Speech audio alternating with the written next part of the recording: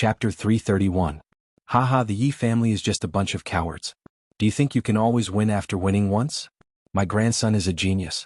He practices hard every day just to defeat Yururu and get revenge for last year's humiliation. If you have the guts, fight with my grandson again. My grandson Fang Yen told me that this time, the Fang family will definitely beat the Yi family. Our Fang family will regain the first place on the Qingyun list. My grandson, Fang Yen, should be the first in the Neijiang Lake. Thinking about a bald old man in a wheelchair roaring in the Yi family's hall, and how the Yi family was unable to do anything to a paralyzed old man, Fang Yan's entire body trembled with anger, and he broke out in a cold sweat from the lingering fear. It was a combination of ice and fire. What a proud family the Yi family was. It was a prosperous family with many talents. Since the birth of Yi Ruru, a rare martial arts genius, the Yi family became even more arrogant and domineering. Just like what Fang Yan knew, even the chickens of the Yi family were more arrogant than the chickens of other families. The people of the Yi family were even more arrogant. Who did they usually look up to? However, Fang Huwei, the grandpa of the Fang family, went to the Yi family to provoke them and called them cowards. He finally understood why Yururu looked at him like a knife every time she saw him. He also understood that every time he competed with Yururu, the Yi family's mouths were more vicious than the other, and they wanted to cut off a few pieces of his flesh. He also understood why Grandpa never showed up in the competition, saying that he was not feeling well. After knowing the truth, Fang Yen suddenly felt that the beatings he had suffered over the years were not unfair at all.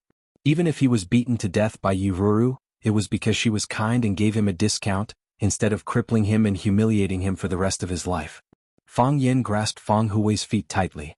He was afraid that he would lose control and crush the bones of his feet.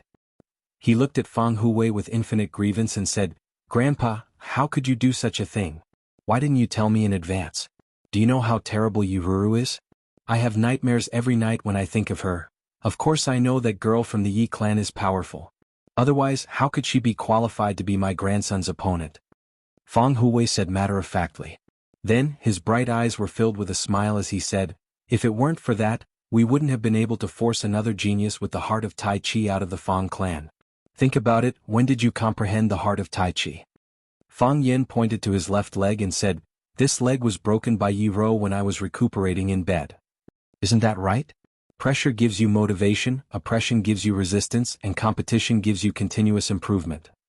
If it weren't for Yi Wenro, if it weren't for me begging her to beat you up every year, would you have practiced martial arts so hard?" Fang Yen opened his mouth, not knowing how to answer this question. It sounded like Grandpa was really doing it for his own good, but why did he feel that something was not quite right? It didn't take long for Fang Yen to figure out what the problem was. He looked at Fang Huwei and said, "Aren't you afraid that the Fang clan will beat me to death if you provoke them like this?" Fang Huwei glanced at Fang Yen and said, "I'm still alive, aren't I? The path of martial arts is like climbing a dangerous mountain or sailing a boat in the raging sea. It's very common to get injured or even lose your life in the face of hardships and obstacles. Your father, let's not talk about your father. Let's talk about underestimating your enemy. Underestimating your enemy made him a genius of his generation, but he couldn't get out of it and almost became half a cripple. Isn't it also because of the pursuit and dedication of higher martial arts? There are countless cases like this, but how many people would give up because of this? If you can choke to death on rice and water, what's a little pain for a hot-blooded man like me? When you enter the realm and reach the other side, you'll find that what you've suffered before is really nothing." Grandpa is right. Fang Yen nodded helplessly. "That's why we owe the Yi clan a great favor," Fang Huwei said. "I'll keep it in mind," Fang Yen said. After being beaten up for so many years, he still owed a great favor. Who could he find to reason with? Fang Huwei took a towel and threw it to Fang Yen and said, "Wipe it, no need to rub it. It's useless even if you rub it. Go wash your hands and warm a pot of wine. Let's have a drink and enjoy the snow." "You can't drink. I'll make you a cup of goat's milk," Fang Yen said. "Bullshit. Who said I can't drink? I said drink, then drink. Milk? Are you scolding me?" Old urchin, people become urchins when they get old." Fang Yen couldn't dissuade Fang Huwei, so he asked the kitchen to warm a pot of plum wine. Fang Yen poured a cup for Fang Huwei. Fang Huwei took it and drank it in one gulp. He clicked his tongue and said with regret, "It's not satisfying. It's not as satisfying as burning knives." "Just drink it," Fang Yen said with a smile. "I secretly asked someone to warm it for me. I said I wanted to drink it myself." If my mom saw this, she would pull my ear again. Humph, do you need a woman to talk about men's business? Fang Hui glared and shouted. He paused, then sighed and said, It's been hard on your mom these years. She suffered a lot in our Fang family. Because of this, I don't even have the face to raise my head in front of my old friend. Lu Gong is an unyielding man. He has never lowered his head to anyone. His daughter, Sai, it's our Fang family that let the Lu family down. Grandpa and Grandma are both good. They didn't say anything about who let the other down. Fang Yin said with a smile. When he was in Huaqing, what he heard the most was his grandpa and grandma blaming the Fang family for letting him practice martial arts. They thought it was too dangerous to fight and kill all day. They never said how bad their daughter's marriage was and how miserable her life was. Fang Yin knew that his mother, Lu Wan, didn't think that way either. Her life was just a little dull and she was more or less ridiculed by the neighbors. So what if it's nothing? They don't have to say it, but we can't, Fang Hui said in a deep voice. They raised their daughter and sent her to our family. We have to let their daughter eat well and live a good life. Otherwise, how can we live up to the trust they placed in us? Grandpa is right. The men of the Fang family will never let their women be wronged. Fang Yin knew that Fang Hui was a male chauvinist, so he followed along and said, Don't you still have me? I will definitely let her live a good life in the future. Yes. Our family's hope is on you. Fang Hui said. Open the window and push me to the window. It's still snowing outside? It is. Fang Yin said. Why don't you open the window? It's windy and snowing. If Grandpa's body can't take it, you brat, you're scolding me in a roundabout way. I'm also a martial artist. Who taught you how to underestimate your enemy in your kung fu? Fang Hui sneered. Open the window. Fang Yin had to open the window. A gust of cold wind swept in, like a cold knife scraping on his skin. Snowflakes danced in front of the window. The whole world was covered in ice and snow. The flowers and grass in the yard all turned into ice sculptures. It made people feel happy and cheerful. Fang Hui pulled the blanket off his body and exposed his chest to the wind and snow. He laughed and said, This is good. Pour the wine. Fang Yin took the small pot and poured the wine for Fang Hui. Fang Hui drank it in one gulp and handed the cup over again. He said, Pour the wine. Fang Yin didn't move the pot. He said, I can't do that. I haven't finished my cup yet. We'll split the wine in half. Don't try to take advantage of me. Fang Yin drank the plum wine in his cup in one gulp and poured himself another. Then he poured a cup for his grandpa and a cup for himself. He said, This is fair. Fang Hui laughed and said, You brat. You never want to lose in front of anyone. Of course. You can eat anything but you can't lose. Fang Yin said with a smile. After drinking 2 cups of wine, I finally have a little heat and blood in my body. Tell me which bastard bullied my grandson? Fang Hui asked. Fang Yin thought for a while and said, Actually, I was just being a busybody. Since you intervened, then it's something you should intervene. There are 2 kinds of people, our own people and outsiders. There are also 2 kinds of things, good things and evil things. If someone does evil things, then it's something we should intervene. Otherwise, what's the point of practicing martial arts? What's the point of living? Grandpa's realm is still higher. Fang Yin flattered him and said with a smile, Someone bullied a girl and wanted to rob her family property. I couldn't stand it, so I helped solve 2 small problems. But in the end, I got stuck in a quagmire and can't get out. Even the ghost fisherman came out. Someone you mentioned can't be an ordinary person, right? Fang Hui went straight to the heart of the matter. I know his name is Jiang Junling. Fang Yin said. Jiang Junling. Fang Hui's tiger eyes shone with a frightening light. His expression was slightly shocked. He said, Is it the one whose son should be like Jiang Junling, Jiang Junling? Fang Yin smiled bitterly and said, Even Grandpa knows this sentence? It seems that I've really offended a great person. Bah! Fang Hui scolded, You're just putting gold on your face. Who doesn't know how to do this kind of thing? I ran to the Yi family and shouted that my grandson Fang Yin is the #1 person in the Jianghu. You'll have to do it for real. Fang Yin felt a burning pain on his face as if someone had slapped him several times. Chapter 332. A pot of plum wine was not enough for the 2 of them to rinse their mouths. Soon the pot was empty. Fang Hui looked at Fang Yin expectantly and said, Warm another pot? No. Fang Yin shook his head firmly. You mustn't, and I won't drink with you. If you do, I'd rather go to bed. Who else in this house has the guts to warm your wine for you except me? Bastard. Fang Hui cursed angrily. Don't think that I can't deal with you just because my legs are paralyzed. Aren't you back now? Tomorrow I'll go to the Yi family and scold them. I'll say that the girl from the Yi family ran to Huaqing and was beaten black and blue by my grandson and ran back crying for her parents. Do you think the Yi family will eat you up? Fang Yan's face became bitter again as he said, Grandpa, am I really your grandson? It's fine if the people outside bully me, but you also bully me? Who dares to bully you outside? Didn't that brat from the Jiang family also lose to you? Fang Yan shook his head with a bitter smile and said, he doesn't even need to do anything himself. All he has to do is move his lips, and I have to be in danger time and time again. I have to fight for my life and escape from death time and time again. How could he not take advantage of me? If I'm the slightest bit careless, I'll die and I won't be able to come back to see you. What about him? I've won again and again, but all I've done is cut off some of his branches and leaves. He's still that sturdy and tall tree trunk. When winter passes and spring comes, he'll once again flourish with leaves and become the benchmark and hope for countless people. Grandpa, this is an unfair battle. Fang Huwei looked at Fang Yan with burning eyes and said, are you afraid? Grandpa, I'm not afraid. There is no fear in the martial arts spirit, only fear. I just don't like this kind of oppressive environment. I worry that he will harm my family. I worry that he will harm my friends. I even worry that he will harm my students. I'm not afraid of death, but I don't want to die.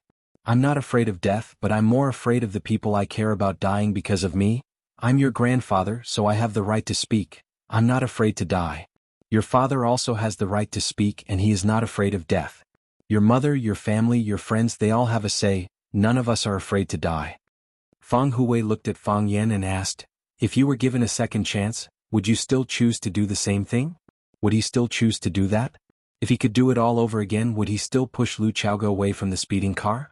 If he could do it all over again, would he still save Qin Yitian from the bomb attack?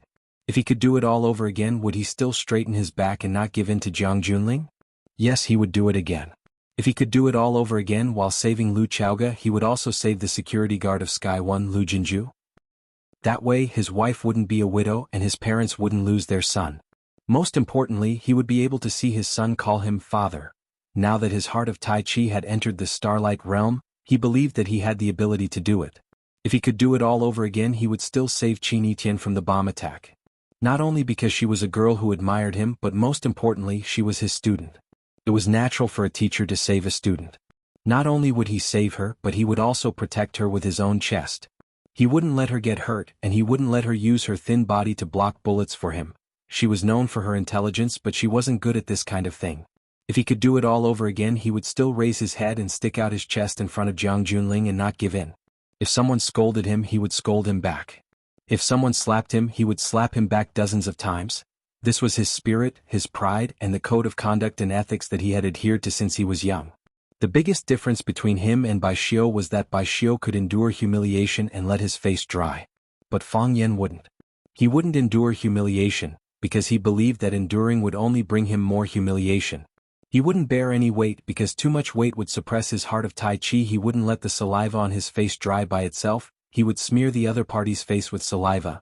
Some people scolded him for being a pervert, some said that he was despicable, and some even said that he was a bitch all the time. But, did he do anything wrong?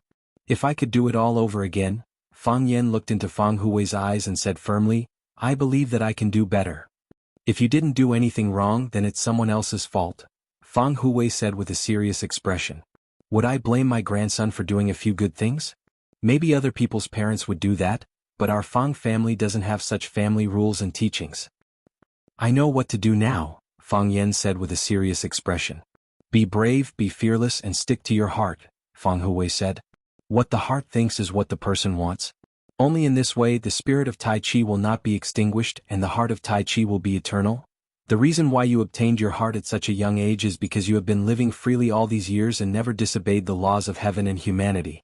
If anyone is retaliated against because of this, I am willing to be a martyr on the path you seek. Fang Yan stood up and bowed deeply to Fang Huwei. It's not because I'm kind and selfless. Fang Huwei looked at Fang Yan, his old eyes filled with joy, and said, It's because you are my grandson. That's all. Fang Yan had been sitting in the Yi family's hall for half an hour, but no one from the Yi family came out to entertain the guests. The maid of the Yi family said that she would go in to report, but there was no more news. What's more infuriating is that you should at least pour a cup of tea for the guests before you leave, right? Fang Yan was not in a hurry. He knew that the Fang family and the Yi family had not been on good terms over the years, and it was not an exaggeration to say that they had a deep hatred. Because of Grandpa Fang's manipulation and instigation, every time Fang Yan and Yi Rou fought, it was like adding fuel to the fire in the hearts of the two families.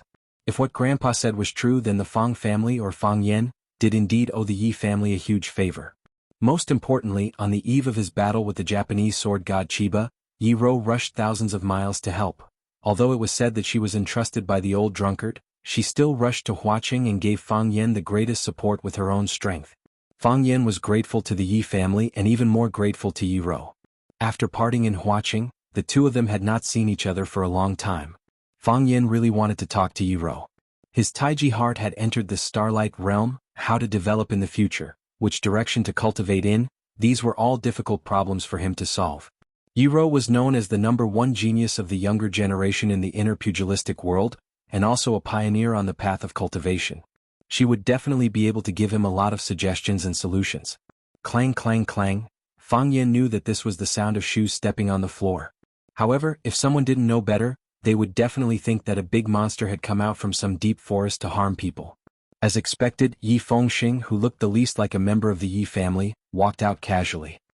He glanced at Fang Yan from the corner of his eyes and said while gritting his teeth, "You're here to see my cousin?" Yi Fengxing was the son of the second of the three tigers of the Yi family, Yi Daoxian, and also Yi Rou's cousin. The members of the Yi family all had excellent genes. The men were handsome and the women were beautiful. However, when it came to Yi Fengxing, the genes had mutated. Not only was he fat, but he was also ugly. Therefore, when he was young, everyone had been arguing over whether to call him Little Fatty or Little Clown. In the end, they even started fighting. Fang Yan was a firm supporter of Little Fatty, because he felt that calling someone Little Clown was too insulting. He wouldn't do such a thing. Fang Yan pointed at the mountain-like pile of gifts on the table and said, "Do you think this is the style of someone looking for your cousin? Oh, 100-year-old ginseng, a big box of cordyceps, and a pair of deer ears. What's going on? Is your Fang family here to propose marriage? Even if you're here to propose marriage, it should be Elder Fang himself, right?" Yi Fengxing flipped through the pile of gifts and said with a smile, "You're not qualified. Whether I'm qualified or not is not up to you to decide. Whether you're qualified to receive me is up to me to decide." Fang Yan stared at Yi Fengxing with an unfriendly gaze and said, "I came to visit the elders of the Yi family, and they told you to receive me?" "No one told me to come out to receive you," Yi Fengxing said. "Then why did you come out?" "I saw that you looked quite pitiful sitting here by yourself, so I came out to talk to you. What's going on? You don't want to?" Yi Fengxing acted like he was about to leave and said, "If you don't want to, then I'm not going to keep you company. Today I've asked Ruan Jing and Li Xiaotian to take care of the sparrows. You sit here first, I'm going to get busy." "Wait," Fang Yan shouted. Only then did Yi Fengxing sit back down with a proud expression and said, "You don't feel good being ignored by the Yi family, do you?" "I thought of it when I came here," Fang Yan said seriously. "Where's Elder Ancestor? Is she still in good health? I haven't seen her for a long time, at least let me kowtow to her when I see her, right?" The Yi family was a rare family of 4 generations living under the same roof. The elder ancestor was Yi Wenrou and Yi Fengxing's great-grandmother, an old woman who had already lived for more than 100 years. Even now, the old woman's teeth were still very good, and her mind was quick. When the weather was good, she could still be seen looking around and walking around Swallow Dock. If Fang Yan could see her and please her, she could help put in a few words and the grudge between the two families would be resolved. Fang Yan's trip would not be in vain. "You want to see our elder ancestor? Don't even think about it. On such a cold day, she doesn't plan to go out in the warm room, and no one dares to let her out." Yi Fengxing mercilessly dispelled this idea of Fang Yan's. "Then I'll go to the warm room and kowtow to her," Fang Yan said. "The Yi family's warm room, it's not like I haven't been there before." "Ha ha ha." Yi Fengxing pointed at Fang Yan and laughed. "You still dare to say you're not here to see my cousin?" Chapter 333. Fang Yan's eyes lit up and said, "Yi Rou is also in the warm pavilion? Isn't that obvious? The person the ancestor loves the most is my cousin. At this time, the ancestor is in the warm pavilion, so of course my cousin has to be in the warm pavilion." Yi Fengxing looked at Fang Yan with disdain and said, "Don't tell me you want to pick up my cousin? I have to say, I really admire your courage. Competing every year, getting beaten every year, getting beaten every year, and still competing every year. You've been beaten by my cousin for so many years, aren't you afraid? I'm not afraid, I'm very grateful to her in my heart. Fang Yan said. Grandfather was right, if there wasn't a strong opponent like Yi Ro, if there wasn't the annual competition between the Yi and Fang families, if there wasn't the worry of being ridiculed and looked down upon, if there wasn't the fear of his face being disfigured and his legs being broken, Fang Yan wouldn't have been able to train as hard as he did before. It was also because of his stubbornness like a fool that he was able to achieve the martial arts he had today at such a young age. It was because he fought like a madman that he had the heart of Tai Chi that allowed people to enter a higher level of the martial arts world. It was also because of his meteoric rise that the pressure on the family due to his father's accident was greatly reduced. Because of his rapid growth, no matter who scolded his grandfather as a cripple or who scolded his father as trash, the Fang family only needed to refute with, "My grandson is stronger than you." The Yi family had given the Fang family too much and the Fang family owed Yi Ro too much. Yi Fengxing widened his eyes and looked at Fang Yan and said, Fang Yan, did my sister beat you silly? What did you just say? You thanked my sister? Thanked my sister for beating you? I'm not silly. On the contrary, she beat me until I became smarter. Fang Yan said with a smile. The heart of Tai Chi indeed had the effect of improving the human body's functions and developing the brain's intelligence. With the heart of Tai Chi, Fang Yan was indeed smarter than before. He felt refreshed. Ordinary people would feel more clear-headed when they felt good. This was especially true for martial artists like Fang Yan, whose physical qualities were superior to ordinary people. Fang Yan, who did not have the heart of Taiji, was in the wonton stage. Most people were in the chaos stage. However, with the heart of Taiji, he had reached the realm of enlightenment. Yi Fengxing's mouth was agape for a long time and he forgot to close it. He took a few gulps of cold air before he came to his senses. He stared at Fang Yan warily and said, Fang Yan, tell me, what do you want from us this time? Based on his understanding of Fang Yan, he was a fellow who refused to be taken advantage of, be it in words or actions. It would be like cutting a mosquito's leg if you tried to take advantage of him. Today he gave gifts and expressed his gratitude. His attitude was so humble. What bad intentions did he have? Fang Yan looked at Yi Fengxing helplessly and said, It's almost the new year, so I just wanted to visit the old man and have a chat with you, Ruru. Yi Fengxing sneered again and said, You still want to chase after my sister. I'll say the same thing, you can't see my sister. No one in the Yi clan will object to you except for me. Fang Yan looked at Yi Fengxing and said tenderly, Fengxing, are we good friends? Yi Fengxing's hair suddenly stood up. He stared at Fang Yan carefully and said, You used to call me little fatty. Friend? Forget it, I guess. What do you want? I want to talk to your family. Can you help me tell them? It's useless. No one wants to object. If you wanted to see them, you would have seen them already. Why did you have to wait here for so long? Then why are you taking me to the warm pavilion? Would I dare to take you to the warm pavilion without the ancestors' permission? Would I still want to live? As a friend, are you going to watch me come here for nothing? Are you not willing to help me with anything? I'm willing to close my eyes for you, Yi Fengxing said. After saying this joke that he thought was very funny, he noticed that Fang Yan was looking at him with a playful gaze. Yi Fengxing's heart jumped again and said, Little Fang, don't look at me like that. I feel like you see me as a prey in your cage. You know, I can't help you with anything. Who told me to speak so lightly in the Yi clan? You can obviously help, Fang Yan said. Oh, I owe you a favor, Fang Yan said. Yi Fengxing, this big fatso who weighed almost 200 pounds, suddenly jumped up from the rosewood chair and ran out of the hall without looking back. His two fat legs spun in the air, as if he was performing some kind of magical footwork. He was indeed using the Yi clan's colorful fallen leaves, which was also a great footwork technique in the inner Jianghu. It wasn't ranked below the Fang clan's plum blossom steps.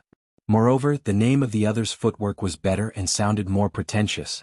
Colorful fallen leaves had the surname Yi in it, but the plum blossom steps didn't have the word Fang in it. However, he was still one step too slow. As soon as he jumped, Fang Yan had already started his attack. He used autumn wind sweeping fallen leaves to slow down Yi Fengxing's escape, then he attacked Yi Fengxing from behind like a hungry tiger. Yi Fengxing, I brought a gift as a guest, what right do you have to insult me? Fang Yan kicked Yi Fengxing's butt.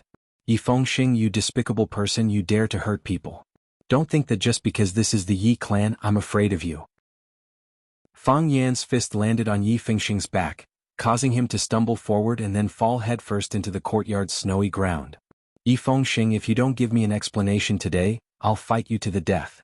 When Fang Yan was about to step on Yi Fengxing's back, he felt that this action was a bit too much, so he quickly lay down beside Yi Fengxing and punched him in the back. Yi Fengxing's mouth was filled with ice and snow, and he cried out in pain. Fang Yan hugged Yi Fengxing's fat body and punched him in the chest again and again. He shouted hoarsely, "Yi Fengxing, you must give me an explanation today. Your Yi clan must give me an explanation." When Fang Yan was satisfied, a thunderous shout exploded, "Stop!" Fang Yan really stopped. Yi Fengxing, who had broken free, punched Fang Yan in the chest, then pressed his fat body onto Fang Yan's body and grabbed his neck. He shouted, "Fang Yan, I'm going to kill you today." "Pull him away," Yi Daowen said with a frown. Thus, the servants behind him rushed over and pulled Yi Fengxing away from Fang Yan's body. Fang Yan crawled up from the ground, brushed off the ice and snow on his body, and smoothed out the wrinkles on his clothes. He glared at Yi Daowen and said, "Is this how your Yi clan treats its guests? I came to visit with a generous gift, but you refused to see me, not even giving me a cup of hot tea." Fang Yan pointed at Yi Fengxing and sneered, "Letting a despicable person come and mock me and then attack me. Is this how your Yi clan treats its guests? Is this how your Yi clan treats its guests? Am I wrong? Aren't you a coward? Running away from home and refusing to fight?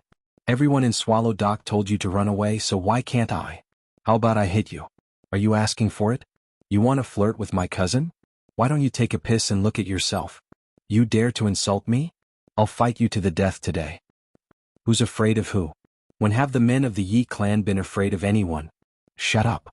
Yi Daowen roared again. "Are you two done with your acting?" Fang Yan looked at Yi Daowen with a surprised expression and said, "Uncle Yi, you saw through it? Who can you fool with such insignificant tricks?" Yi Daowen sneered. Fang Yan looked at Yi Fengxing with resentment in his eyes and said, "Fengxing, I told you that your trick of injuring yourself to gain the confidence of others won't work. Such a small trick might work on Li Xiaotian and the others, but trying to trick a dragon among men like Uncle Yi is like playing with a big knife in front of Guan Yu, seeking death." Yi Fengxing felt suffocated in his chest and something filled his eyes. He said, "Haven't you achieved your goal? Uncle is coming out." Yi Daowen looked at Yi Fengxing, then looked at Fang Yan. He snorted coldly and said, "What kind of nonsense is this?" Fang Yan stepped forward and bowed respectfully to Yi Daowen and said, "Uncle Yi, I've let you laugh at me." Chapter 334. The snow stopped for the moment, but it was still cold. Everyone standing in the courtyard felt the cold wind blowing into their necks. Their clothes and skin seemed to be separated into two different extremes, with no intention of warming each other. Logically speaking, whether it was Yi Daowen, Fang Yan, Yi Fengxing, or the Yi family servants, everyone here practiced martial arts and had strong resistance to the cold. There was no reason for them to feel so cold. However, after hearing Fang Yan say, "I'm here to see Yi Rou," they suddenly felt that the cold was hard to resist. Yi Fengxing quickly signaled to Fang Yan with his eyes and said, "Didn't you say you were going to kowtow to our ancestor? Do you think our ancestor will see you? Hurry up and go back. It's snowing heavily right now and our ancestor won't see outsiders." Yi Daowen frowned slightly. His sharp eyes swept across Fang Yan's face, and he didn't say anything for a long time. This arrogant and conceited guy said he was here to see his daughter in front of his father. Isn't he afraid that I'll beat him to death and bury him in the courtyard as fertilizer? What's his relationship with Yi Rou? Did something unpredictable happen in Yi Rou's trip to the City of Flowers? Fang Yan looked at Yi Fengxing gratefully and said, "I originally wanted to say that I'm here to thank the Yi family, but I know that it would be more solemn and respectful if Grandpa said it. In Uncle Ye's eyes, I'm still a child, just a junior. I do want to kowtow to the ancestor. After going out for so long, it's natural for me to kowtow and say some blessings to the old man after coming back. It's also a courtesy that a junior should perform. However, I came to the Yi family to see Yi Rou. I didn't come to challenge her, nor did I come to fight her. We've been fighting for more than 10 years and I've also been beaten by her for more than 10 years. I just want to say thank you, I really am very grateful to her." Fang Yan chose to tell the truth. Fang Yan was a smart person, so he knew from a young age that it was best to be frank and direct when talking to smart people. Most importantly, do not think that you are the smartest person in the world because you do not know who is smarter than you. He didn't think that Yi Daowen was more stupid than him, so he didn't dare to lie in the slightest. If he said that he was here to thank the Yi clan for their kindness, then Yi Daowen would have waved his hand and sent him back. He couldn't see Yi Rou at all. Why? Yi Daowen's brows knit together, and the worry in his heart grew even stronger. His daughter was at the most critical stage of her life, and he did not want to be affected by a love entanglement with a young boy. Most importantly, he didn't want that person to be Fang Yen. Fang Yen looked at Yi Dawen with a calm expression. There was no inferiority complex, no shame, no complacency, and no embarrassment.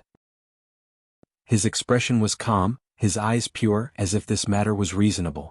A person who is willing to continuously beat his defeated opponent for 10 years, Fang Yen said with a smile. I don't think it's easy. It's also something to remember and be grateful for. Yi Dawen's brows relaxed and a rare smile appeared at the corner of his mouth. He said, Do you understand? I understand. Fang Yen said. The Fang clan has produced an amazing talent. Yi Dawen said with emotion. He turned around to look at Yi Fengxing and said, Go to the warm pavilion and ask the ancestor if she is willing to let the Fang clan's boy go in and kowtow to her. Yi Dawen glanced at Fang Yen, then turned around and left. Yi Fengxing quickly walked in front of Fang Yen, punched Fang Yan's chest and scolded, You bastard, I was almost beaten to death by you just now. Didn't I also lie still and let you punch me a few times to vent your anger? Fang Yen said with a smile. At least you still have some conscience. This was clearly your plan, why did you put it on me? What do you mean by stupid? Would I come up with such a stupid plan? Yi Fengxing said in annoyance. It's also to increase credibility. Besides, if I said I came up with this plan, what would Uncle Yi think of me? He would think you're a despicable person. Yi Fengxing said. If you say I came up with this plan, what would he think of me? He would think that there's something wrong with your IQ. But it shouldn't be because of your character. So you're more suitable than me to take this blame. Yi Fengxing rubbed the sore part of his face and angrily said, Are we really good friends? Why do I feel like I'm the one who treats you as a friend, but you don't treat me as a friend at all? If I didn't treat you as a good friend, would I trick you? Fang Yen softly comforted, Of course not. Those who aren't my good friends don't have the right to be tricked by me. You tricked Bai Xiu. You tricked Bai Li Lu. You tricked Lu Jing. You tricked Li Xiaotian. Don't tell me you treat them as good friends? Everything has two sides, you're different from them, Fang Yen hurriedly explained. You're the fatso with the most sense of justice in my heart. Yi Fengxing sighed and said, Wait here, I'll go to the warm pavilion and ask for you. Wait. Fang Yen shouted. He ran to the living room and took out the large pile of gifts from the table, stuffed them all into Yi Fengxing's arms and said, Tell the ancestor, just say that this is my filial gift to her. Be more subtle, don't say it too bluntly, it's like we're showing off. Yi Fengxing helplessly shook his head and said, How could she refuse you like this? Then don't refuse, Fang Yen said with a smile. The warm pavilion was very large, made up of several connected rooms. There was a fire dragon burning under the room, so the room was as warm as spring, very comfortable. And because the ground heating was very dry, there were many green plants planted on the left and right sides of the main room. Red peppers, green cucumbers, and a ground full of big watermelons, looking red and green alternating, growing delightfully. In one of the rooms, an old lady was picking cucumbers on her toes. Yiro was carrying a small basket next to her. The basket was already half full of tender cucumbers. Wash them with snow water, take a bite, or mix them with sauce. They were all excellent dishes to go with wine. The maid, was standing on the side, chattering, reporting what she had just seen to the ancestor and the eldest Mississippi. Originally, no one paid attention to him. I also thought he would feel bored after a while and leave by himself. I didn't expect young Master Fengxing to leave. Young Master Fengxing chatted with him for a while. I don't know what they said, but Fang Paopai and young Master Fengxing started to fight. It seems that young Master Fengxing insulted him and also scolded him. Humph, isn't he Fang Paopai? People in Swallow Dock all call him that. Later, the eldest master came out. He asked Sichuan and Yi Ming to separate them, and now he is talking with Fang Paopai. I saw Fang Paopai glanced at me and then he ran away quickly. The ancestor picked a cucumber with a small flower and put it in the basket, glanced at Yiro who was carrying the basket and said, In order to force his grandson to work hard, Grandpa provoked our Yi family for 10 years. Since you defeated him for the first time, your father and the others were ready to ignore this matter, but you couldn't stand the provocation, so you competed with him for 10 years. In this way you got yourself a bad reputation of barbarism and violence, but you were still entangled with the Fang family and couldn't get away. When people talked about the Yi family, they would inevitably mention the Fang family. When the Fang family was mentioned, they would inevitably mention our Yi family. The competition between you two every year became an interesting story outside. Because of this, your father and his two brothers were very angry. Why did they entangle with the Fang family for no reason? Yi Rou opened her mouth slightly, but she didn't say anything in the end. She didn't like to explain. The ancestor didn't need her to explain. She quietly carried the basket with an indifferent expression and lowered her eyelids. The white snow outside the window reflected her snow-white cheeks, making her whole body covered with a layer of white light. She was like the white plum tree in the yard, which was still silently blooming in the wind and snow. From a distance, it was a tree of snowflakes, but when you walked closer, you would find that there were one or two countless white flowers blooming on the pitch-black branches. They were as white as the snow, but the snow lost the fragrance of the yard. Whoever planted the crops, who harvested the millet. Whoever planted the seedlings, who picked the melons and fruits. If you had stopped after winning the first competition 10 years ago, there wouldn't have been such a thing later. Since you have been fighting with him for 10 years, it is also fate, and you have to end these things by yourself. The old lady's hair was thin and silver like the fishing line used for fishing. Her skin was dry without any moisture, but the smile on her face was warm and peaceful. She had lived for 100 years, been exposed to wind and rain for 100 years, and witnessed the changes of the world for 100 years. Her eyes were sharper than everyone else's, and she was more accurate in judging people. Yi Rou still didn't speak. Dong dong dong, Yi Fengxing trembled as he walked in. Seeing the ancestor who was picking cucumbers, he carried a large pile of gifts and ran over, saying, "Ancestor, Fang Yan went out for a trip, and today he came to visit, saying that he wants to kowtow to you." He used his chin to point at the gifts in his arms and said, "These are all sent by him, saying that they are gifts for the ancestor. Eldest uncle told me to ask the ancestor, do you want him to go into the warm pavilion and kowtow to you?"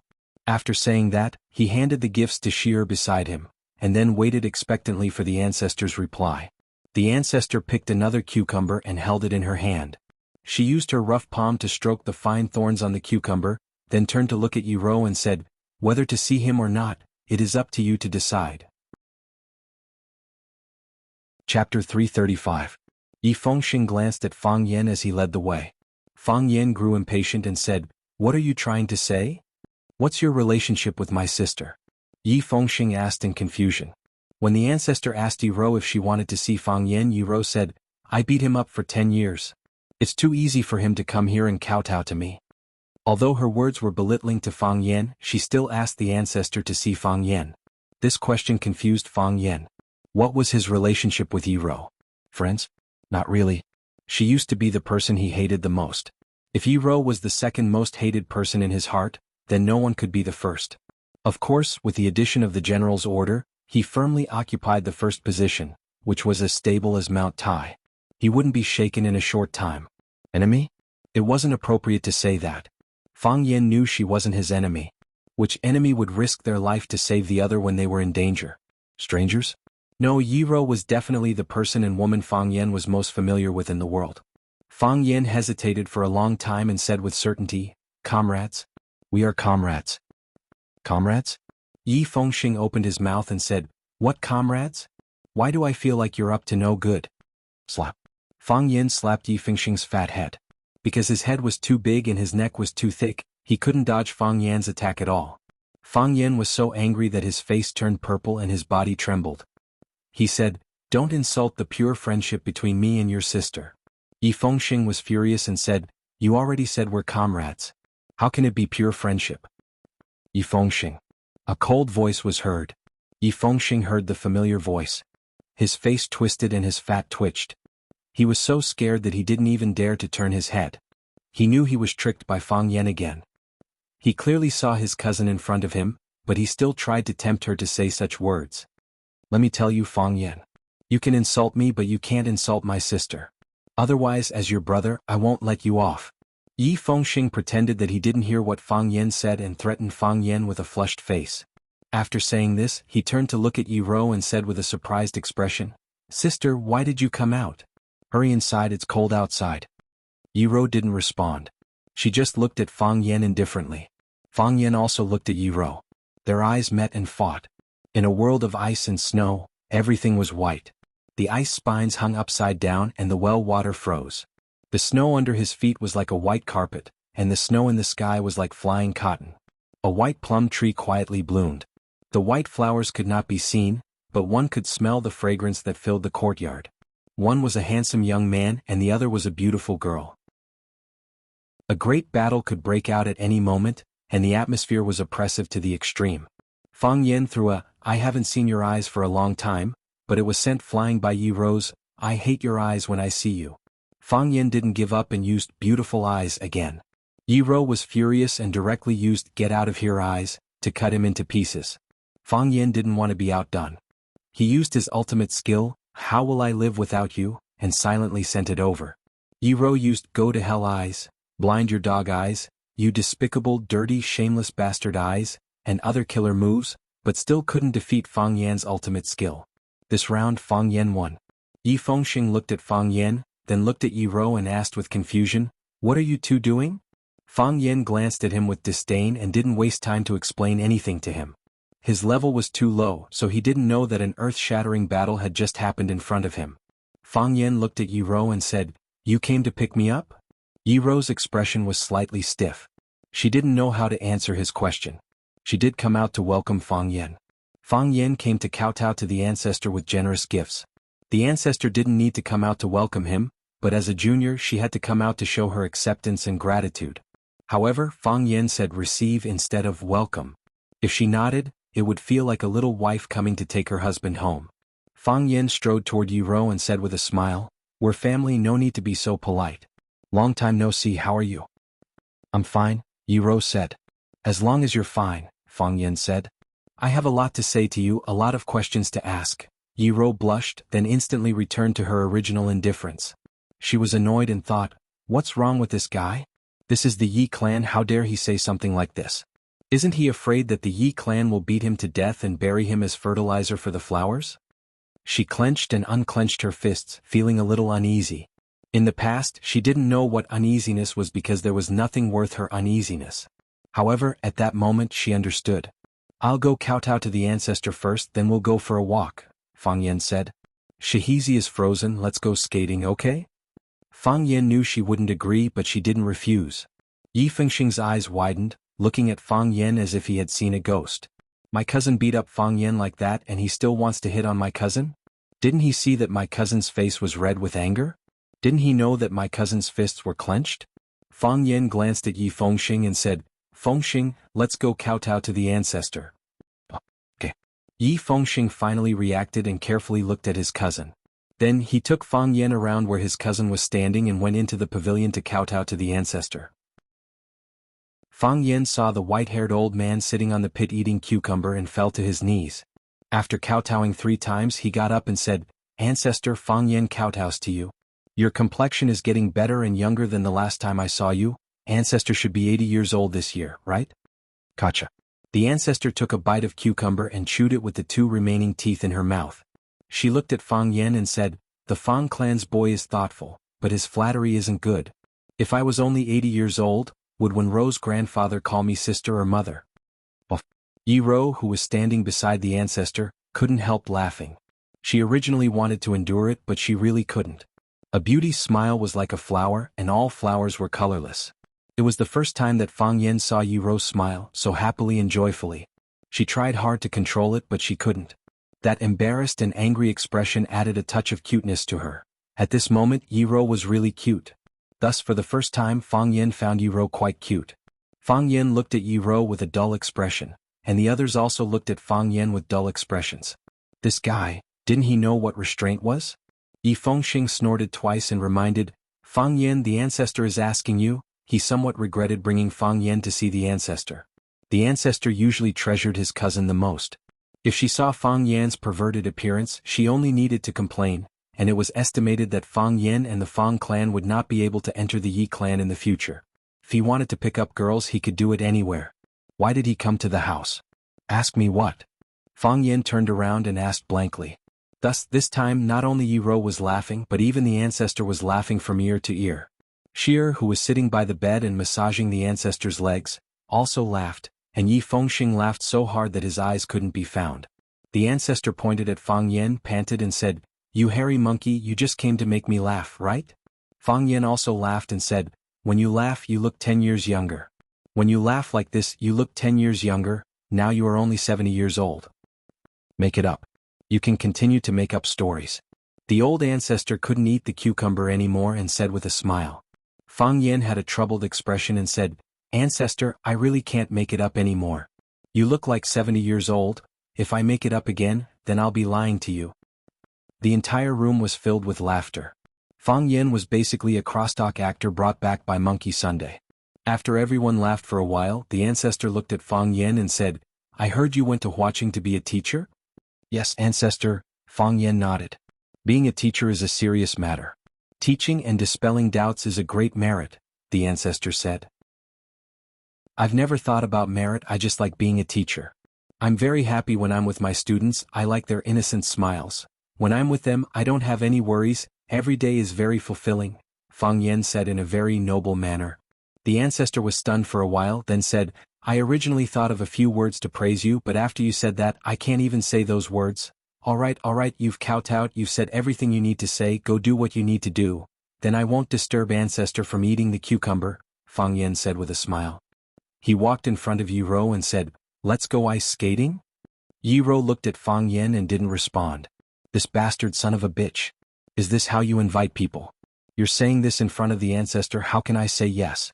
Didn't we agree just now?" Fang Yen was anxious. "I really have a lot of things I want to say to you, a lot of questions I want to ask you." The ancestor looked at Fang Yen in surprise. Why does it feel like he's about to confess? Yi Ro clenched her fist and said angrily, "What do you want to say? Say it here." "That won't do," Fang Yen refused. "These words can only be said to you alone."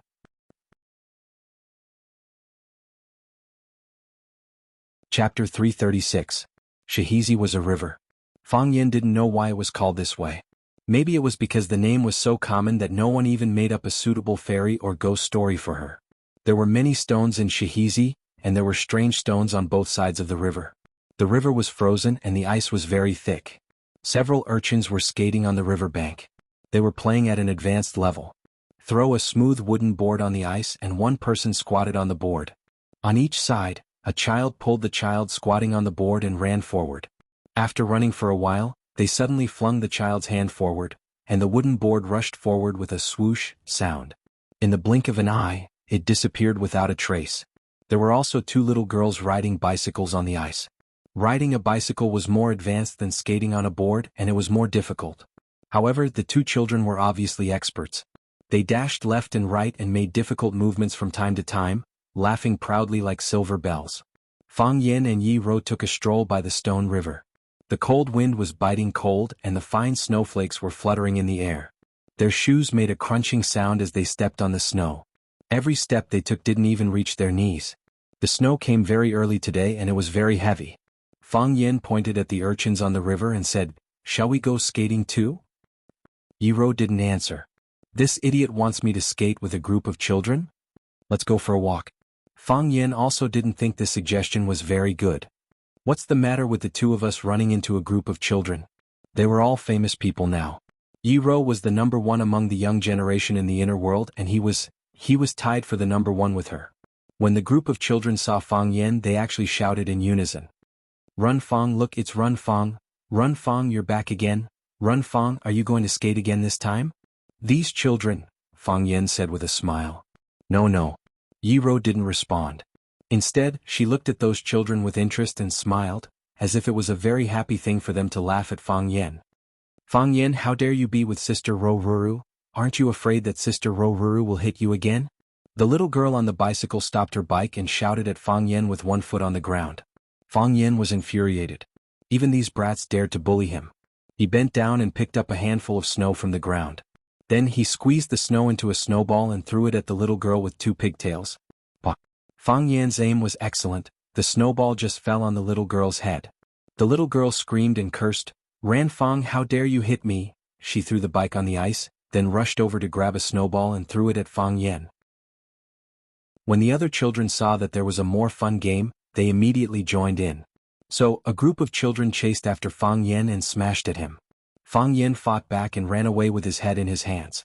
From time to time, the children's laughter and the screams of someone who was hit by a snowball could be heard. The group of people had a lot of fun. Yi Ro stood in place and didn't join in the fight. She had a gentle and indifferent smile on her face, like a mother watching her children play with each other.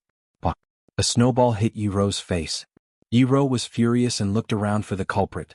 The little girl with pigtails pointed at Fang Yen, indicating that he was the one who hit her.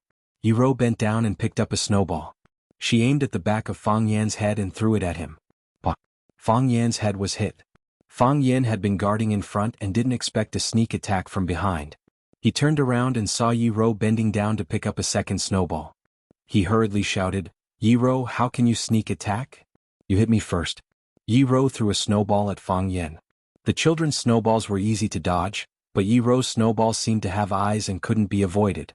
2 snowballs hit him in a row and Fang Yan cried out in pain. "When did I hit you? Yi-Ro, are you sure you're not mistaken?" Fang Yan shouted as he fought back. Yi-Ro really couldn't be sure if it was Fang Yan who hit her. She had been thinking about something. Although her eyes were focused on the fight, she didn't notice the surrounding scene. She looked at the little girl with pigtails again. The little girl, Fang Menjing, said in a crisp voice, "Sister Ro, it was Fang Yan who hit you, I saw it." Yi-Ro nodded and threw the third snowball in her hand without hesitation. Because of Yi-Ro's participation, the children who were at a disadvantage suddenly became the victors. Fang Yan was busy dodging Yi-Ro's attacks or fighting back, but the children's snowballs flew toward him. The fight ended. Fang Yan was covered in wounds and became the biggest loser. As he shook the snow off his neck, he shouted at the girl with pigtails, "Fang Menjing, come over here and tell me clearly, who hit Yi-Ro?" It's you. Fang Menjing giggled. "Anyway, we all saw it, it was you, you're my cousin," Fang Yan said. Fang Menjing was his aunt's daughter and also his cousin. Because the person his aunt married also had the surname Fang, her surname still followed their surname. "But I can't lie," Fang Menjing said. She waved at her friends and said, let's go skating." And so, the group of children once again rushed toward the river. Fang Yan looked helplessly at Yi-Ro and said, "It really wasn't me who hit you. They wronged me." "I know," Yi-Ro said expressionlessly. But her current expressionless face was different from before. Before, her expressionless face gave people a feeling of coldness. Now her expressionless face gave people a feeling of joy. She didn't smile on her face, but Fang Yan felt that she must be smiling in her heart. "You knew." Fang Yan had a face of astonishment. "You knew and you still hit me so hard?" "Those children and you," Yi-Ro said. "It's easier to hit you." "It's easier to hit me? You can't bully me like this, right?" Yi-Ro started walking again. She wore a white casual outfit. Her clothes were thin, but she didn't feel cold at all. Her short hair flew in the wind and slapped against her face, making her look beautiful and sorrowful. "What do you want to say to me?" Yi-Ro asked casually. Fang Yan walked to the side of Yi-Ro. "No matter where, a man should always stand to the side of a woman. You left in a hurry last time, so I didn't even have a chance to treat you to a meal. To be honest, I didn't expect you to go to Huaqing. I didn't even think that someone would go there. I was ready to face this challenge alone." "I can't say that I was ready. It's just that I had escaped once at that time, so I couldn't escape again no matter what. I would either die standing or die fighting. I felt that I should pluck up my courage for once. At that time I was giving a big class to the students. My class was good and the students liked it, so the principal forced me to give a big class to the students twice a week. The day you went there was the first time I gave a big class to the students." Fang Yan talked endlessly, talking about whatever came to his mind. It was like 2 best friends chatting about their daily lives, or a couple reuniting after a long separation. "When you suddenly walked in, my mind went blank. I forgot what I said before and I didn't know what to say next. You don't know what happened later. After you left, many people went to look for you. There were also many boys who regarded you as their crush, and they gave you the nickname Queen in Black." Yi-Ro glanced at Fang Yan and didn't answer, waiting for him to continue. "The 2 idiots, Fang Yingying and Fang Haohan, thought that I would be no match for the Chiba army, so they came up with such a stupid way to expel the Chiba army. They didn't know that even if they succeeded, we would still lose the battle. It was even worse than when I was beaten up by the Chiba army in person. I didn't expect that you would also appear that night. If you hadn't shown up, I'm afraid that Fang Yingying and Fang Haohan would have suffered a great loss. They were afraid of you, but they liked you more. I showed up because I wanted to," Yi-Ro said. "No one said that I couldn't challenge the Chiba army. And no one said that I couldn't challenge the Chiba army before your final battle. I just happened to meet those 2 idiots." I know. Fang Yan nodded repeatedly. "I know you won't admit that you actually care about me and I can pretend that I don't understand. Don't mess with me," Yi-Ro stared at Fang Yan and said. "I didn't mess with you," Fang Yan said seriously. "I used to mess with you a lot, but that's because I hated you. I hated that you were too powerful, I hated that you were merciless, and I hated that you made me lose every time we competed. I just want to say thank you. Thank you for beating me up for 10 years and forcing me to improve. Thank you for allowing me to possess the heart of Taiji. Thank you for coming all the way to watching to help me. Thank you even more for making the Fong family different from before. Yiro was silent and didn't speak. What's wrong? Fong Yin looked at Yiro and asked. He felt that her expression was very strange. Shouldn't she say something when he thanked her so deeply and sincerely? Fong Yin, Yiro said softly. It seemed that she had finally made up her mind. Okay, Fong Yin replied happily. Go on, Yiro said. What? I'm not used to you being like this, Yiro said. Chapter 337. Yiro's expression was very serious, as if she was talking about the fact that she was a woman. It proved that she was not joking. Fong Yan's change really troubled her. She thought he was good before. Fong Yan habitually acted lowly, and she habitually beat up the lowly Fong Yan. Then, a matter was perfectly resolved through the interaction between the two of them. Fong Yan suddenly stopped being cheap and started to express his feelings. She didn't know how to communicate with him. However, they still needed to communicate. If they didn't say or do anything, wouldn't that be too disrespectful? She was not a person who liked to change. The winter wind blew, the snowflakes drifted, the birds flew over, and countless horses ran by. Fong Yan trembled in the wind for a long time, and then he said in a hoarse voice, I think, I'm not very good at what you said. Well, Yiro thought for a while and said, you were good before. Good. Then why did you beat me? Except beating you, Yiro felt embarrassed to answer such a question because the truth was actually very hurtful. I don't know what I should do. Fong Yan used to think that he was the one who ended the conversation. But after meeting Yiro, he realized that there was a big gap between him and Yiro. Then there was a long silence. Fong Yan didn't know what to say to Yiro, and Yiro certainly wouldn't take the initiative to talk to Fong Yan. Crack, crack. Their shoes stepped on the snow, making a clear and melodious sound.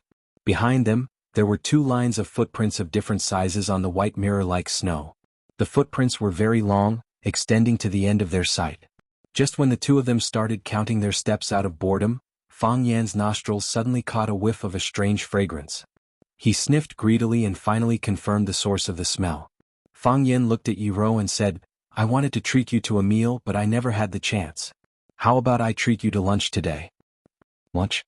Yiro looked at Fong Yan hesitantly. She wasn't sure if she should follow Fong Yan back to his house for a meal.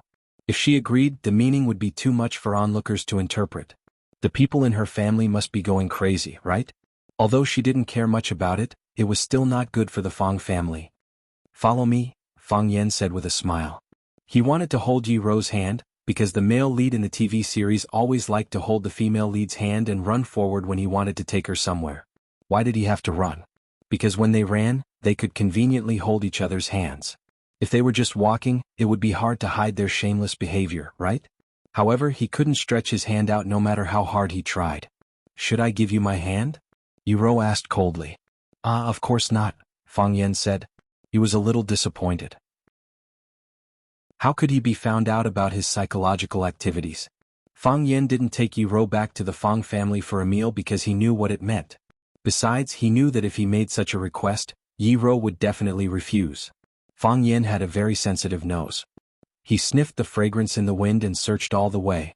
Sure enough, he found a stone house in the hollow at the end of Shihizi. In fact, it wasn't a stone house at all. It was just a stone wall about 1 meter high built by some broken stones. It was surrounded on 3 sides and one side was empty. There was no roof on the wall so the snowflakes could fall in freely. When Fong Yan walked over with Yiro, he saw several people lying on the edge of the stone house with their butts up. They didn't know what they were doing sneakily and they laughed like wolves from time to time. Hearing the footsteps behind him, a young man wearing a leather hat looked back, and then his expression became weird. The others felt something was wrong. They looked back together and looked at the 2 uninvited guests with the same surprised expression. Did we come at the right time? Fong Yan asked with a smile. Run Fong, why are you here? Li Xiaotian, wearing a leather hat, stood up with a black ball of mud in his hand. I smelled it, Fong Yan said. He strode over and grabbed the mud ball from Li Xiaotian's hand saying, Are you all full? Give this to me. I have to treat you at noon. You're treating us with this? Zhu Ziden looked at Fong Yan in surprise and then looked at Yiro who was standing behind Fong Yan. Although Yi Ro was also a member of Swallow Dock, she was not the same kind of person as them. It was not only because of the Yi family's prestige, but also because Yi Ro was a genius girl. Genius girls were always lonely. No one wanted to be friends with her, so she enjoyed herself and never joined anyone's circle. As a result, everyone in Swallow Dock knew Yi Ro's name. They respected her, feared her, and even worshipped her, but no one wanted to be friends with her. Everyone thought that a person like her didn't need friends. However, if Yi Ro agreed to accept someone's invitation, then any young man of the right age in Swallow Dock would have to dress up, book a private room on the first floor of Yanjing, or invite the top chef of Swallow Dock, Madame Hua, to prepare a feast. How could they be so casual? This is good. It's natural, Fang Yen said with a smile. He knocked open the mud ball and took out a small round ball wrapped in lotus leaves. Before the lotus leaves were opened, a rich fragrance of meat and lotus wafted out. When Fang Yen peeled off the outer layer of lotus leaves, a bird with its feathers plucked appeared in front of everyone. Its skin and flesh were yellow, smooth and tender. It was not scorched or tough, just right. Steam rose from the bird's body, and the steam was also fragrant, arousing people's appetite. They couldn't help but swallow their saliva secretly. Fang Yen kicked Li Xiaotian again and said, "Where's the material? You must have prepared it. Give it to me." Li Xiaotian had no choice but to hand over a glass jar in the stone house. Inside the glass jar was the chili sauce made by Grandma Wang. It was spicy and fragrant. A little bit of it could make people sweat and shout with satisfaction. It was a must for barbecue, and Fang Yen and the others had eaten it many times before. Fang Yen unscrewed the glass jar, dipped the brush into the chili sauce, and smeared the whole body of the bird in his hand. After completing the whole process, Fang Yen handed the bird on the lotus leaf to Yi Ro. "Try it," Fang Yen said with a smile. "I'll treat you to lunch." Yi Ro frowned. She looked at the bird in Fang Yan's hand but didn't reach out to take it. "We used to eat like this," said Fang Yen. "Don't worry. It's very clean." Li Xiaotian said hurriedly, "Yes, we were going to eat it ourselves. We washed it many times." Yi Ro took it, tore a piece of meat with her fingers and put it in her mouth. Spicy. Her first reaction was that it was spicy. It was like someone threw a chili bomb into her mouth. With a boom, it exploded, waking up all her internal organs, blood, skin and hair. When one's forehead was covered in sweat, and when one's mouth and taste buds gradually adapted to the spiciness, one would notice that the fragrance of the meat and lotus leaves lingered in one's mouth, lingering for a long time without dispersing. Where was the meat? The meat had already slipped into her stomach when she put it in her mouth. She didn't even have the chance to chew and swallow. The chili sauce was very spicy, and the meat was fragrant and pure. Yi Ro had never eaten something like this before. She even thought it was the most delicious thing she had ever eaten. "How do you feel?" Fang Yen looked at Yi Ro expectantly. He was like a child giving his favorite toy to another child to try, waiting expectantly for her comment or appreciation. That would give him an unparalleled sense of satisfaction. Yi Ro didn't speak. She didn't even wipe the sweat on her forehead. Instead, she tore another piece of meat and put it in her mouth. Therefore, the excitement and enjoyment from just now repeated again. Li Xiaotian also had a rare opportunity to get in touch with the goddess of Swallow Dock. He rummaged in the stone house with his butt up and found a warm bottle of Shadaozi. He wiped the dust off the bottle with his sleeve, unscrewed the cap and handed it to Yi Ro, saying, "Another bottle of Shadaozi. I wouldn't trade it for a god." Yi Ro loved wine. Not only did she like it, but she also had a great capacity for it. After carefully tasting the taste of the bird in her mouth, she raised the bottle and gulped it down. She drank more than half of the bottle in one gulp. Everyone was stunned. Fang Yen didn't bother to tell them that Yi Ro was fine after drinking a couple of caddies of Shadaozi when she competed with the old drunkard. Fang Yen looked at Li Xiaotian and said, "Is there any more? Give me a ball." "Any more?" Li Xiaotian turned around and asked. Ruan Jing rummaged in the fire pit for a while and said, "There's only one left. The snow is so heavy that I don't know where the sparrows have gone. I didn't catch many." Fang Yen took the lump of soil, knocked off the soil skillfully, peeled off the lotus leaves and smeared the chili sauce on it. Then he started to eat it. Spicy. Fragrant. A familiar taste. He took the bottle from Yi Ro and said, "Leave some for me." Then he raised his head and poured the rest of the Shadaozi into his mouth. Yi Ro was stunned when she saw him drinking. She was drinking it into her mouth and he was drinking it into his mouth too. That was to say, they were both drinking it into their mouths. What a coincidence. Yi Ro didn't say anything in the end because it would only make her more embarrassed. After eating the skin and flesh of the bird, she found that the internal organs were still intact, and there were some herbs and spices beside the organs. These guys are really good at eating. Yiro also ate the internal organs and greedily licked the minced meat and oil on her fingers. She looked at Fang Yen with sparkling eyes and said, "If you want to treat me, you should at least let me eat my fill, right?" Chapter 338. In a world of ice and snow, eating beggar's sparrow and drinking shaozi was indeed one of the greatest pleasures in life. Yiro's lips were rosy and shiny. She was like a hungry puppy looking at her master pitifully. "I have to fill my stomach, right? Yes, I have to fill my stomach, right? Isn't it too insincere to treat people without filling their stomachs?" Yiro's question really embarrassed Fang Yen. He turned to Li Xiaotian, who shook his head and pointed at the half-sparrow in Fang Yan's hand, saying, "That's the last one." To prove that he didn't hide it, Li Xiaotian openly ran to the stone house and dug out the grass ashes. He kicked out the burning firewood and charcoal ashes. It was empty inside and there were no more lumps of mud. Fang Yen handed the half-sparrow to Yiro. Yiro shook her head. There was only a small part of the sparrow left in Fang Yan's hand, and Fang Yen ate it carelessly.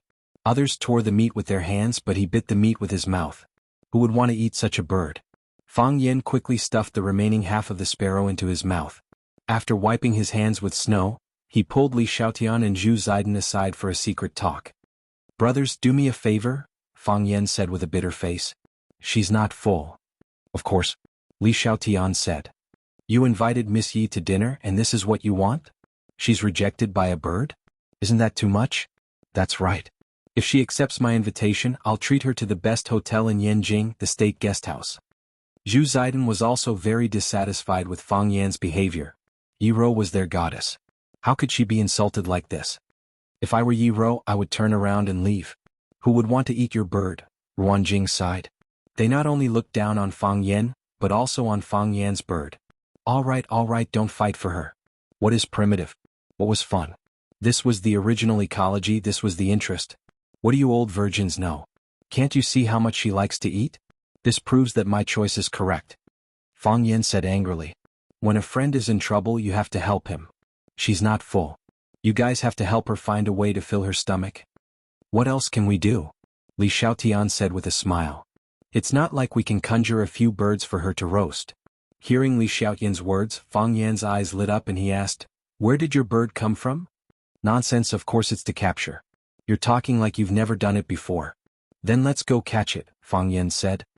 He looked at the bamboo poles and the big net on the side and said, "The tools are all ready-made. Shall we go and fish the net now?"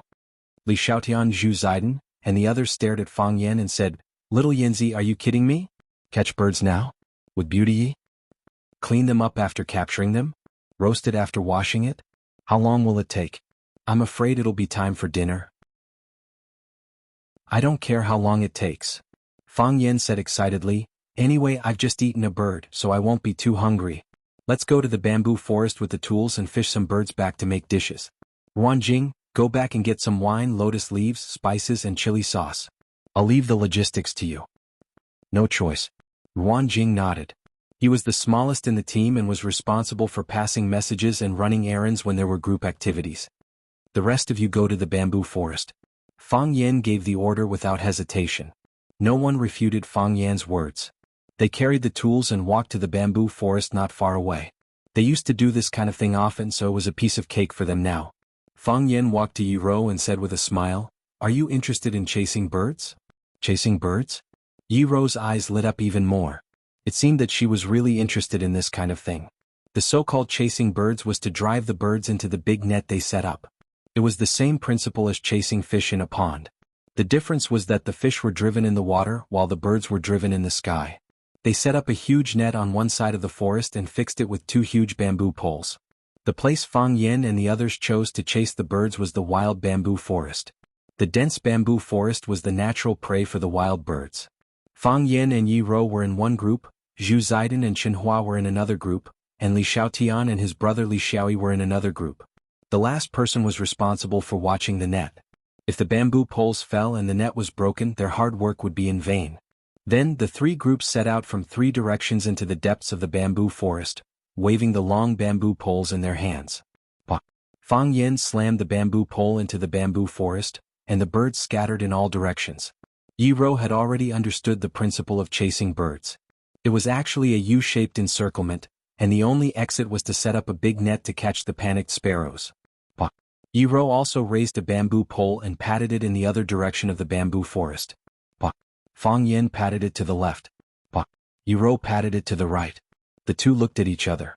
Fang Yin grinned, and Yi Rou's eyes also had a gentle smile. "Oh, I'm the king of the mountain." Li Xiaoyan's howl came from the east. "What king of the mountain is a wolf?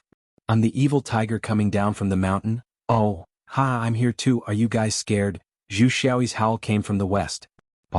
Yi Rou patted it again and said, "They all have lines to say when they enter the forest. Do you have yours?" "Why would I do such a childish thing?" Fang Yin denied it with extreme determination. "Those guys are so embarrassing. Aren't they afraid of being laughed at?" "Really?" Yi Rou pursed her lips and chuckled. "I think Zhu Ziden and the others will be happy to tell me that." "I have one too," Fang Yin said with a sad face, "but it's more high-end than theirs. It's not as idiotic as their animal names." "Is that so? What's your line?" Fang Yin patted it with his pole and shouted, "Autobots, start the engines, transform, let's go." Boom boom boom. Yi Rou laughed and fell to the ground. With 3 quick attacks, the wild birds in the bamboo forest screamed and rushed toward the only exit. Gwa. Then they let out even more panicked screams. Because they suddenly found that their movements were restricted. They crawled into the transparent holes. Their heads went out, but their wings couldn't break through the grid. The harder they struggled, the stiffer their bodies became. Some of them strangled themselves to death. Today's luck was pretty good. This net was quite rewarding. With Fang Yan's eyes, there were hundreds of birds in the net. If they cleaned up all of them, they could probably eat for a few days. A group of people stood under the net, admiring the fruits of their labor.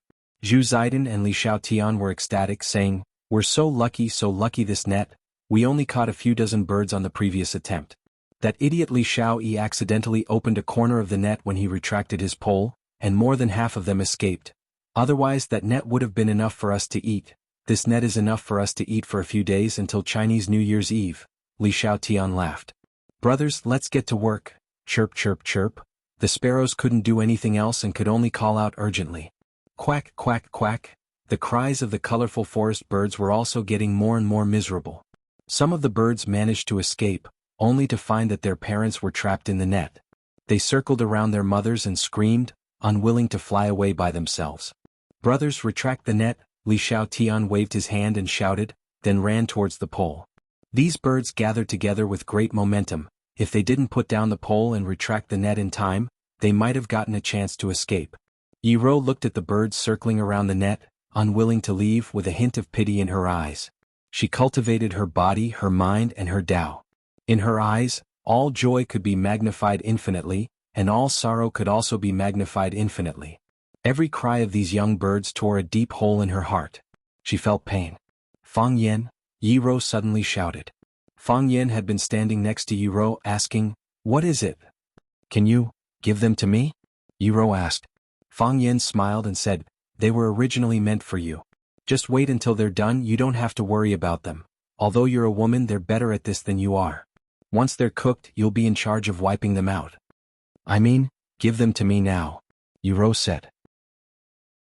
Fang Yin was a little surprised. Since he knew Yi Rou when he was very young, this proud woman had never asked him for anything. Of course, she didn't ask anyone for anything either. But Fang Yin often asked her for something, such as when Yi Rou pressed him to the ground with the dragon spine lock. He would ask Yi Rou to be lenient. Fang Yan's expression also became serious, saying, "Okay. I can give them to you now, you can do whatever you want with them." The pole was still put down and the net was retracted. Unfortunately, all of the wild birds had been released. Looking at the birds circling in the sky or flying away, Yi Rou's face bloomed with a happy smile. She raised her slender and delicate neck, her soft short hair automatically slanted to the back. Her eyebrows were beautiful and her facial features were delicate and flawless. She was as beautiful as the ice spirit in this snow mountain. She waved her hand and said, "Goodbye." "Goodbye." Zhu Ziden waved her arms and yelled, "Goodbye." Li Xiaotian yelled with his teeth clenched.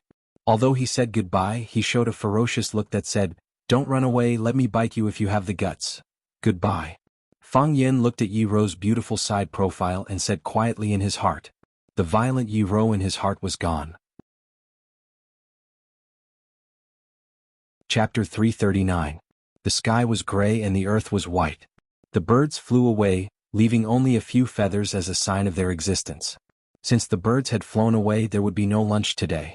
Looking at Li Xiaotian and Zhu Zaidan's pitiful expressions, Fang Yen was full of sympathy for them. He said aloud, "I've said it before, this is a very inhumane thing to do. What's so delicious about birds? They're small and skinny. If you want to eat them, we can go to the mountain to hunt pheasants and rabbits, catch a few handfuls of chili and make a big pot of stew. We can eat as much as we want. There's plenty of meat and we can eat until we're full. Isn't that great?" Li Xiaotian and Zhu Zaidan were trembling with anger. If it weren't for Yi Rou, they would have thrown the black leather gloves on their hands at Fang Yen and fought with him. They knew they couldn't defeat Yi Rou. When did you ever say that this was an inhumane thing to do? Weren't you the one who said you wanted to hunt birds the most? You were the commander-in-chief of the operation and we were all your lackeys, okay? What's so delicious about birds? Who was the one who thought they tasted good and dragged us out to hunt birds? You should be careful when you speak. Hearing Fang Yan's words, Yi Rou's eyes lit up again. She said, "Hunt wild rabbits?" Everyone looked at Yi Rou carefully for fear that she would ask for something else.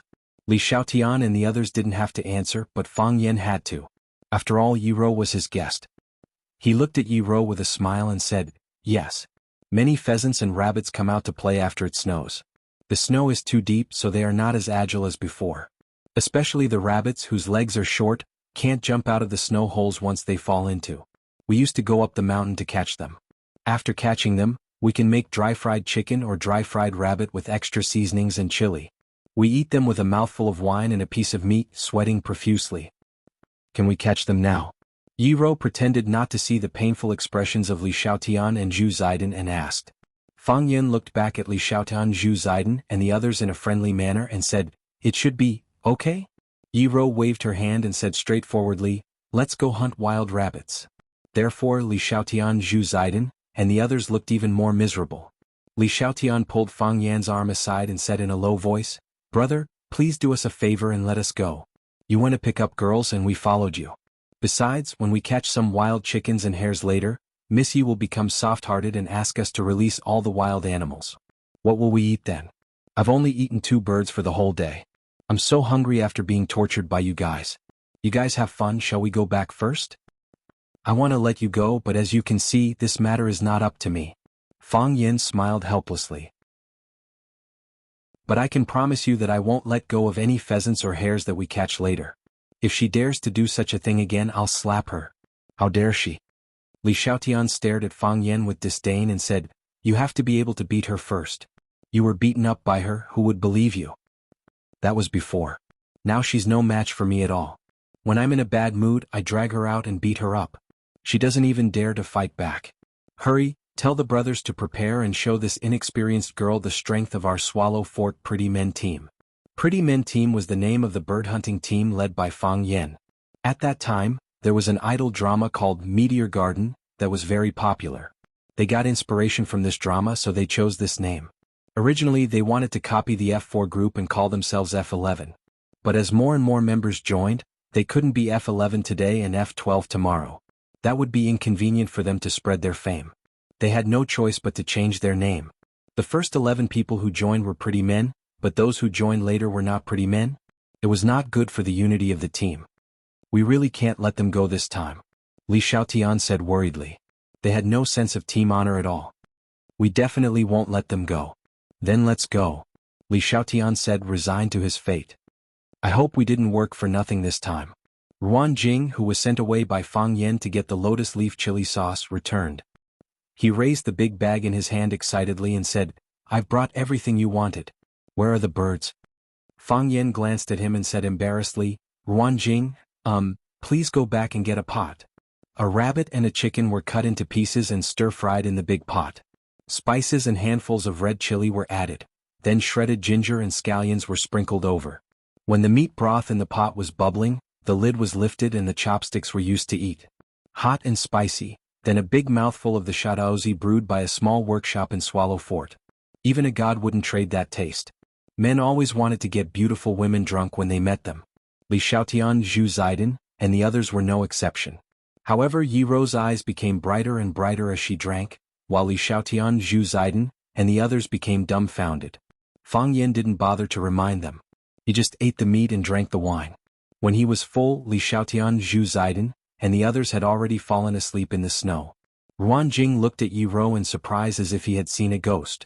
He went back and got a barrel of Shadaozi. Now the barrel was empty. Li Xiaotian, Zhu Ziden, and the others drank 5 liters, while Yi Ro drank 4 to 5 liters. Does this woman have a limit to her alcohol tolerance? Ruan Jing looked at Fang Yen and said, "Why didn't you remind me?" "I did," Fang Yen said, feeling wronged. "Why did you remind me?" "I didn't even dare to drink with her," Fang Yen said. "You won't die if you don't ask for it." Puff. Ruan Jing also threw up on the ground. He didn't know whether it was because he had drunk too much or because of Fang Yan's anger. Originally he also wanted to beat Yi Ro with Zhu Ziden and the others, but he stopped when he found the situation was not right. So he ended up half dead. Leaving the drunkards to Ruan Jing, Fang Yen accompanied Yi Ro back to the village. "Did you play like this before?" Yi Ro asked. "Yes." Fang Yen nodded. "There are many games. You only saw the tip of the iceberg today. It seems you had a good life before?" Yi Ro said with emotion. Compared with Fang Yen, there was nothing to say about her childhood. "Was okay. Before I met you," Fang Yen realized he said something wrong. He quickly changed the topic and said, "Is the game good today? If you want to eat, we can come over anytime. It tastes good." Yi Ro nodded and said, "Before you met me? What about after you met me?" "Before I met you, my life was very happy. After I met you, my life is very fulfilling," Fang Yen said seriously. Fulfilling is one level higher than being happy. Life can't be silly and happy all the time. Fulfilling makes one's life complete. "Do you really think so?" Yi Ro glanced at Fang Yen and asked. She didn't believe Fang Yan's nonsense. "Of course." Fang Yen nodded very seriously. "If I didn't meet you, would I have the heart of Tai Chi? Why don't Li Xiaotian and Zhu Ziden have it?" Yi Ro wanted to hit him again. She said in a low voice, "That's because they don't practice Tai Chi. That's why I said they will never have the heart of Tai Chi," Fang Yen said with a smile. "If I didn't have the heart of Tai Chi, how could I defeat Qinya Military Department? How could I become the inspirational role model that every parent chooses to teach their children? How could I become the idol in the eyes of countless boys and girls in Swallow Dock?" When Fang Yen was bragging about himself, he met Bai Xiao and Phoenix, who were strolling in the snow. Bai Xiao and Phoenix walked over from the opposite bank of the Stone River. Bai Xiao's hair was still loose and he was wearing a white robe. The difference was that he was wearing black cloth shoes today instead of running barefoot in the snow like last time. Phoenix was wearing a purple windbreaker, high-heeled leather boots, and a plush hat on her head. She looked arrogant and charming. It seemed that she had dressed up carefully. It was unknown what Bai Xiao said, but the Phoenix giggled and looked very happy. When their eyes met, the 4 of them stopped. Phoenix looked at Fang Yen while Bai Xiao looked at Yi Ro thoughtfully. "Are you guys dating?" Phoenix asked Fang Yen. "Yes," Fang Yen said. He didn't dare to say yes and didn't want to say no, so he could only use this kind of rhetorical question. After all, he couldn't act like a loser in front of his first love. Phoenix looked Fang Yen up and down, then looked at Yi Ro and said with a smile, "I guess not." "Why not?" "No reason," Phoenix said. It doesn't feel like you guys are a couple." "Ah," Fang Yen sneered. He put his hand around Yi Ro's waist and said, "Do I need to prove anything to you?" In the TV series that Fang Yen watched, this kind of plot often appeared. In order to get revenge on her ex-boyfriend, the female lead would bring a man who was better or more affectionate than her ex-boyfriend to a party. At the party, the ex-boyfriend would snort at the female lead's behavior and say, "Don't use such a cheap trick to deceive me, I won't fall for it. There's no relationship between you two. You brought him here just to make me angry, right?" Then, in a rage, the female lead would rush up to hug and kiss the male lead. Of course, the female lead would usually kiss the male lead in the TV series. Fang Yen felt that he was the female lead, who accidentally met his first love. So, he wanted to use another woman to prove that even if you don't want me, there's someone else who wants me. And now, the person who wants me is better, prettier, and more violent than you. "Do I need to prove anything to you?" Fang Yen said. As he spoke, he put his hand around Yi Ro's waist as he wished.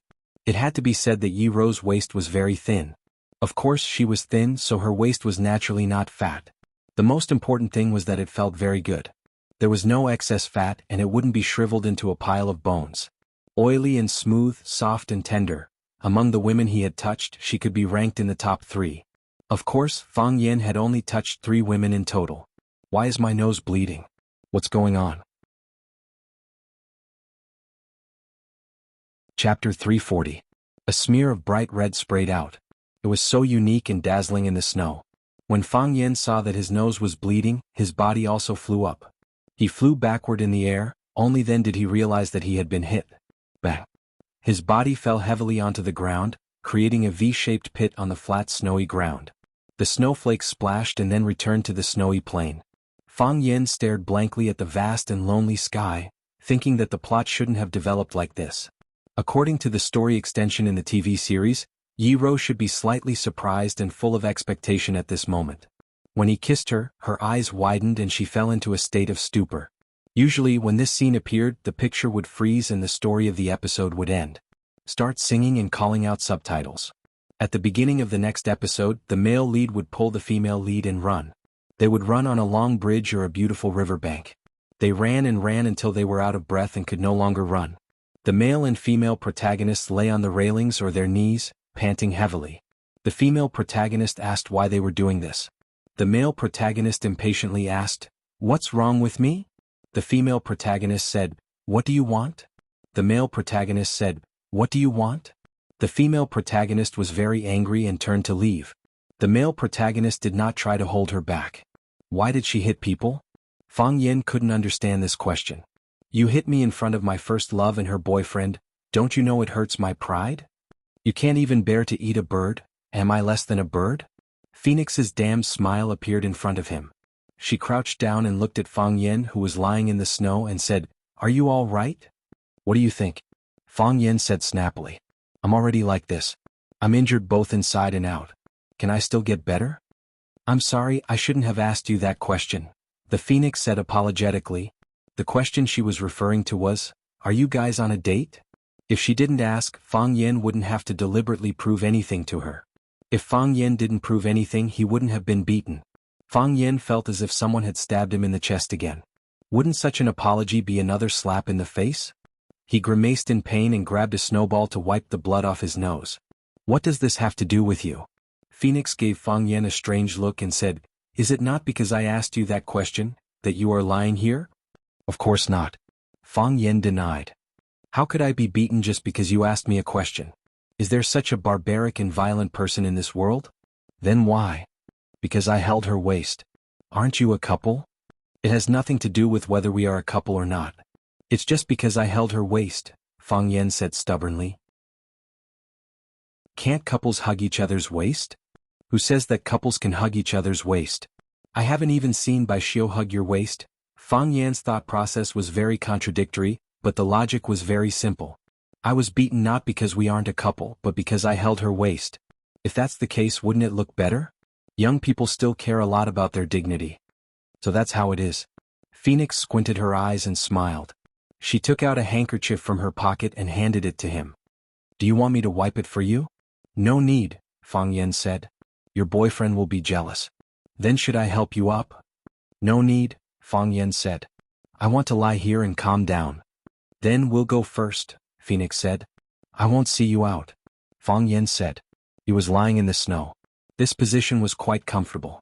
He didn't want to get up. If he got up, he would have to see Bai Xiu's face. He really didn't want to see Bai Xiu's face right now. Phoenix walked in front of Yi Ro and said, "He took you to eat bird lotus leaves?" "Yes." "He took you to the bamboo forest to catch birds." "What are you trying to say?" Yi Ro raised her slender eyebrows. "He took you to eat pheasant and rabbit stew and drink the strongest shadaozi?" Phoenix giggled and said, "He used to treat me like this too. Later on, I found out that this is the standard way for boys from Swallow Fort to pick up girls." Phoenix waved her hand at Yi Ro and said, "We still want to go for a walk. Your boyfriend? We'll leave him to you." And so, Phoenix and Bai Xiu continued to stroll towards their destination. The sound of laughter scared away the forest birds and the colorful snowflakes. Fang Yin looked at the dancing snowflakes in front of him and thought, "The weather is so beautiful when it snows." Ka. Yi Ro walked in front of Fang Yin. She stood on a high place and looked down at Fang Yin who was lying on the ground. "She's right." Fang Yin took the initiative and told the truth. Eating bird lotus leaves, catching sparrows in a net, making pheasant and rabbit stew, and drinking the strongest shadaozi, Fishing by cutting ice, bathing in hot springs, ambushing from 10 sides and flying kites. These are the standard ways for boys from Swallow Fort to pick up girls. When Li Xiaotian was in college, he brought his girlfriend back. We played these games with him. Ruan Jing used these games to bring back several girlfriends. I've also brought Phoenix to experience it.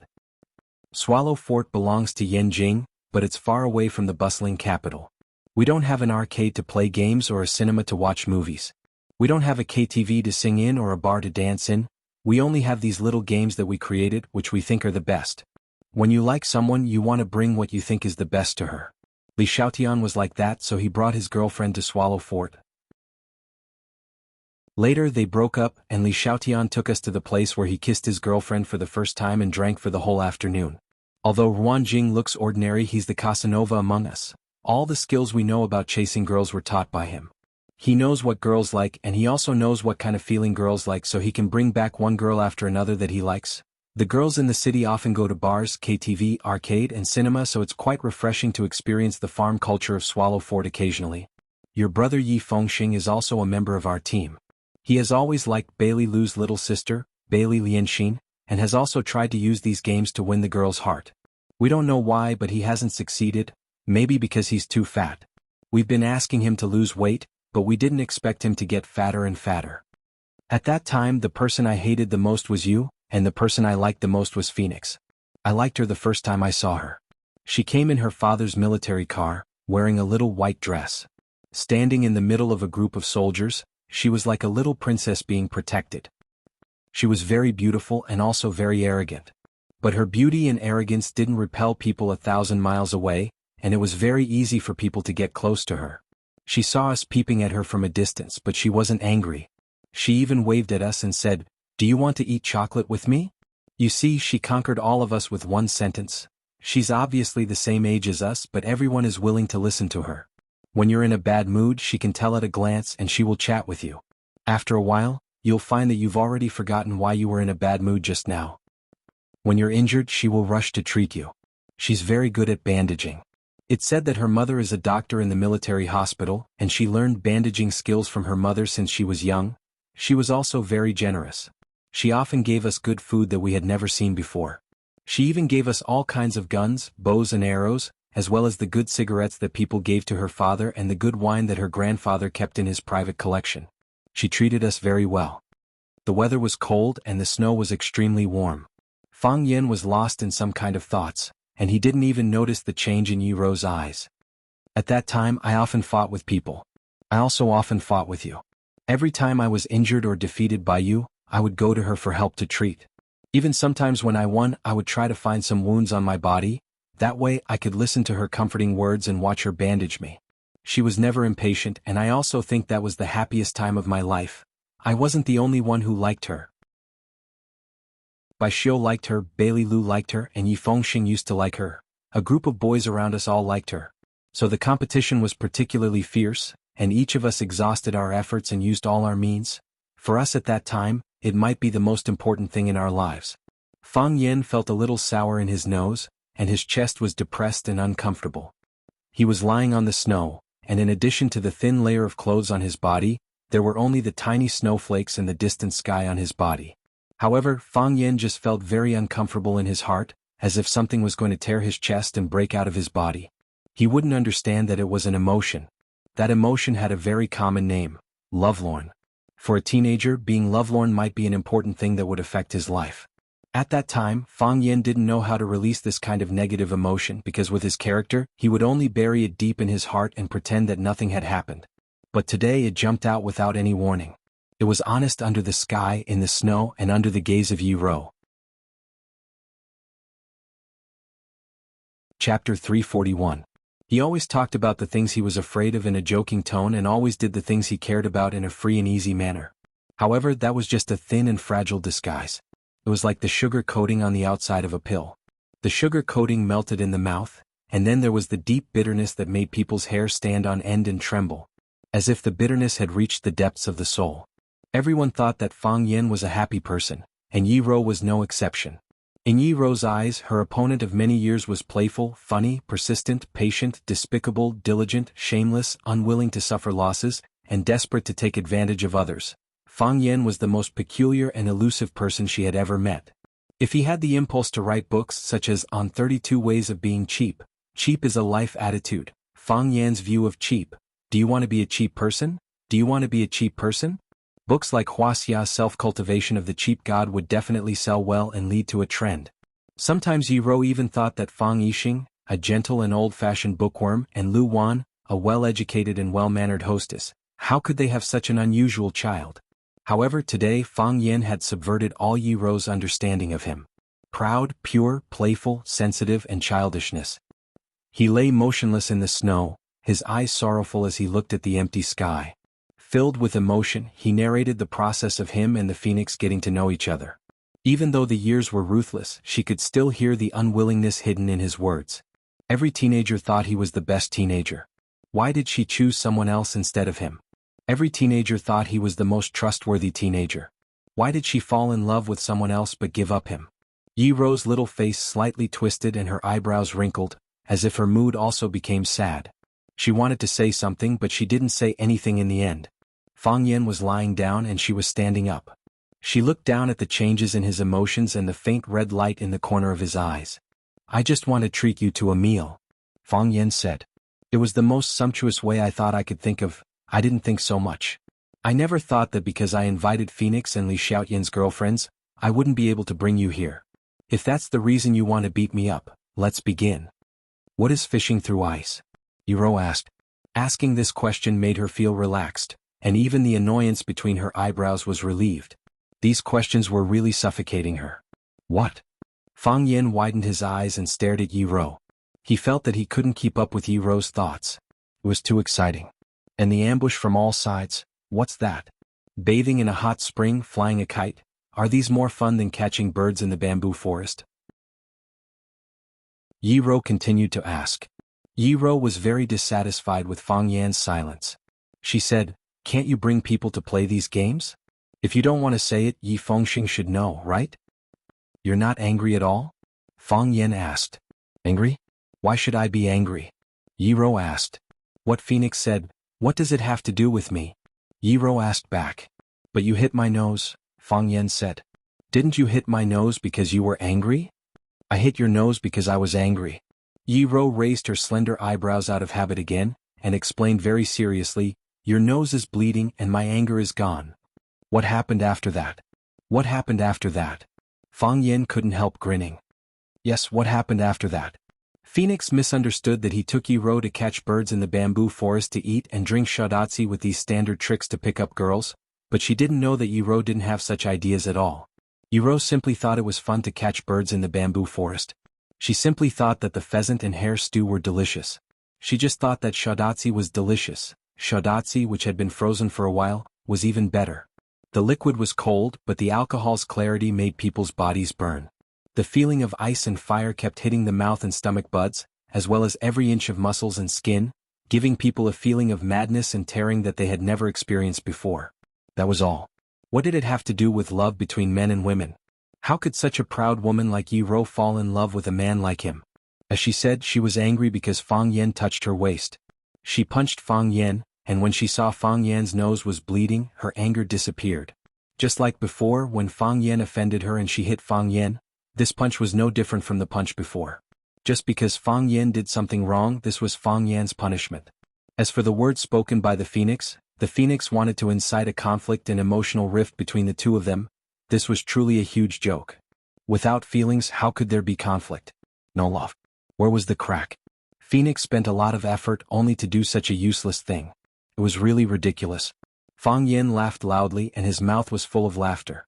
Wind poured in, snow fell, and an emotion more sorrowful than heartbreak also drilled in. They don't love me. Fang Yan climbed out of the snow, patted the snow off his body and said, ambush on all sides is also a kind of food. Big fish and tofu are stewed in the pot, and then there are pot stickers on the edge of the pot. Generally, one pot can stick 8 pot stickers, so it looks like an ambush on all sides. 8 pieces of dough lying there, if not called ambush on all sides, what else can it be called? Kite in the sky is more fun.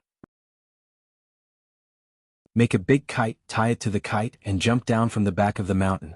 This game is more dangerous and only the children of our swallow dock can play it.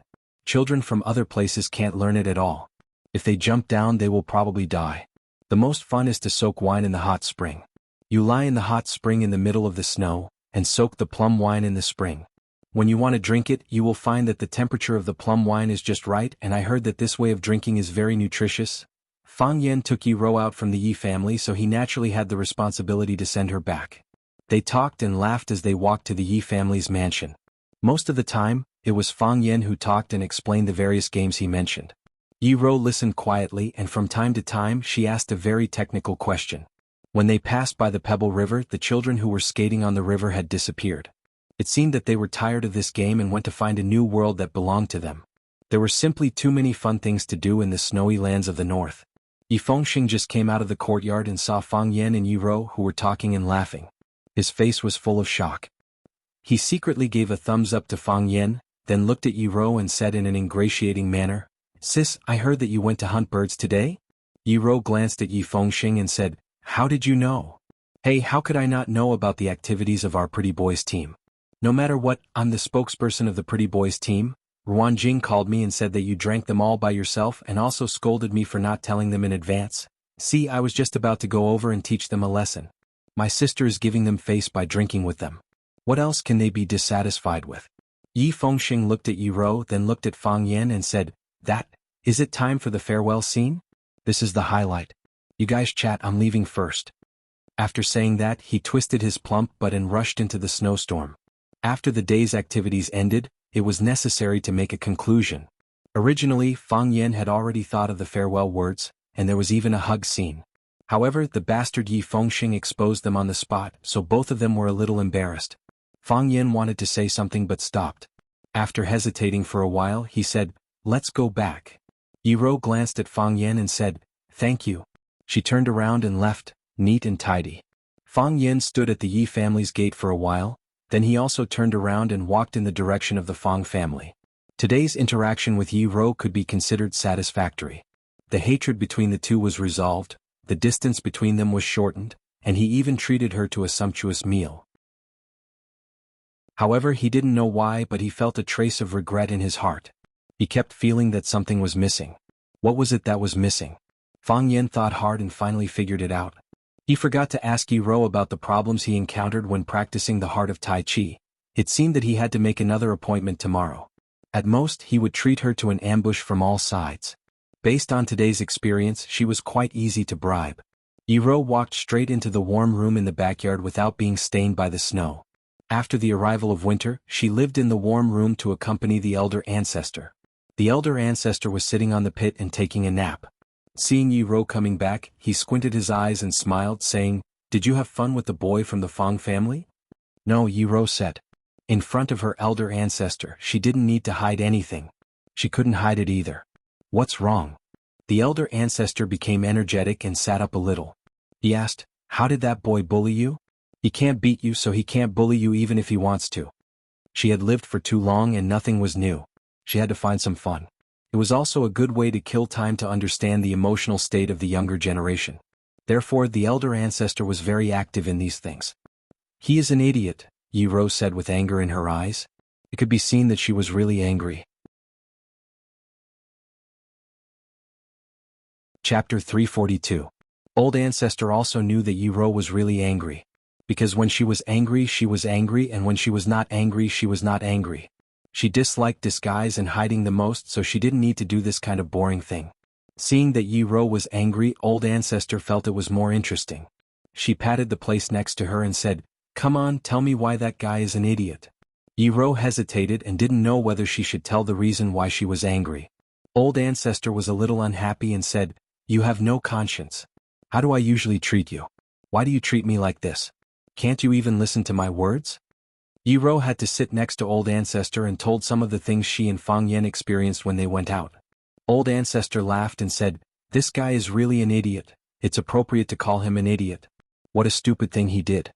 He looks smart, but why doesn't he understand women's mind at all?" Old Ancestor also thought that Fang Yan was quite an idiot. Phoenix questioned the relationship between Fang Yan and Yi Ro. Why did he rush to prove it to her? You hugged Yi Ro and said that she was your girlfriend. What did you think of her? What did you think Yi Ro was? She was your capital to show off to your first love? or a prop to accompany you to act in front of your first love. Either one was not what Yiro needed and liked. She was Yiro. She was Yiro. If you like her, you like her. If you don't like her, you don't like her. Friends were friends and girlfriends were girlfriends. No disguise, no exaggeration. Frank, white and clean. Besides, you were so anxious to prove it. You couldn't prove that Yiro was your girlfriend, but it only proved that you cared about Phoenix's attitude. You cared about Phoenix's attitude, but you ignored Yiro's attitude. How could Yiro not be angry? Thinking that Fang Yen dared to treat her as a substitute, Yiro couldn't suppress her anger. She wanted to beat the crap out of him. If she didn't feel sorry for him lying in the snow and telling the story of a lovelorn, she thought she would really do that. She hesitated for a long time and wanted to ask, "Do you want to die?" In the end, the question that came out of his mouth was, "What is ice fishing?" which did not require any technical content. She was such a smart woman. How could she not understand what it meant to fish from the ice? The funny thing was that the idiot actually explained to her all the way, and his expression was so serious. The great ancestor held Yiro's hand, laughing so hard that she gasped for breath. She said, "Oh, my son, my little girl has never been bullied like this before. That guy, if he dares to come here again, I'll break his legs." What did he do? Fang Mansion. In the living room. Fang Yen said proudly to his mother, Lu Wan, "We had a good chat. We caught birds together, ate, drank, and even took a walk back. I sent her to her doorstep." When Fang Yen and Yi Ro made an appointment to take a walk in the snow, all eyes in Swallow Dock were attracted to them. Everyone knew that the Fang family and the Yi family were not on good terms. The annual martial arts competition between the two families was the best proof. Even better proof was that the little girl of the Yi family, Yi Ro, had never shown mercy to the Fang family's Fang Yen. But this time, when Fang Yen suddenly came back, he suddenly visited the Yi family with gifts and asked Yi Ro out for a walk, which attracted many people's guesses. What kind of show was this? The Yi family naturally paid attention to it. As soon as Fang Yen came back, he was pulled over by his mother for questioning. "Did you kowtow to the great ancestor?" Lu Wan asked with uncertainty. "Yes, I did," Fang Yen said. "The great ancestor is eating cucumbers. It seems that he has good teeth." "Miss Yi, why did she agree to go out for a walk with you?" Fang Yen was stunned and thought, "My mother doesn't believe in her son's charm. Isn't it normal for me to ask a little girl out for a walk? What's there to doubt?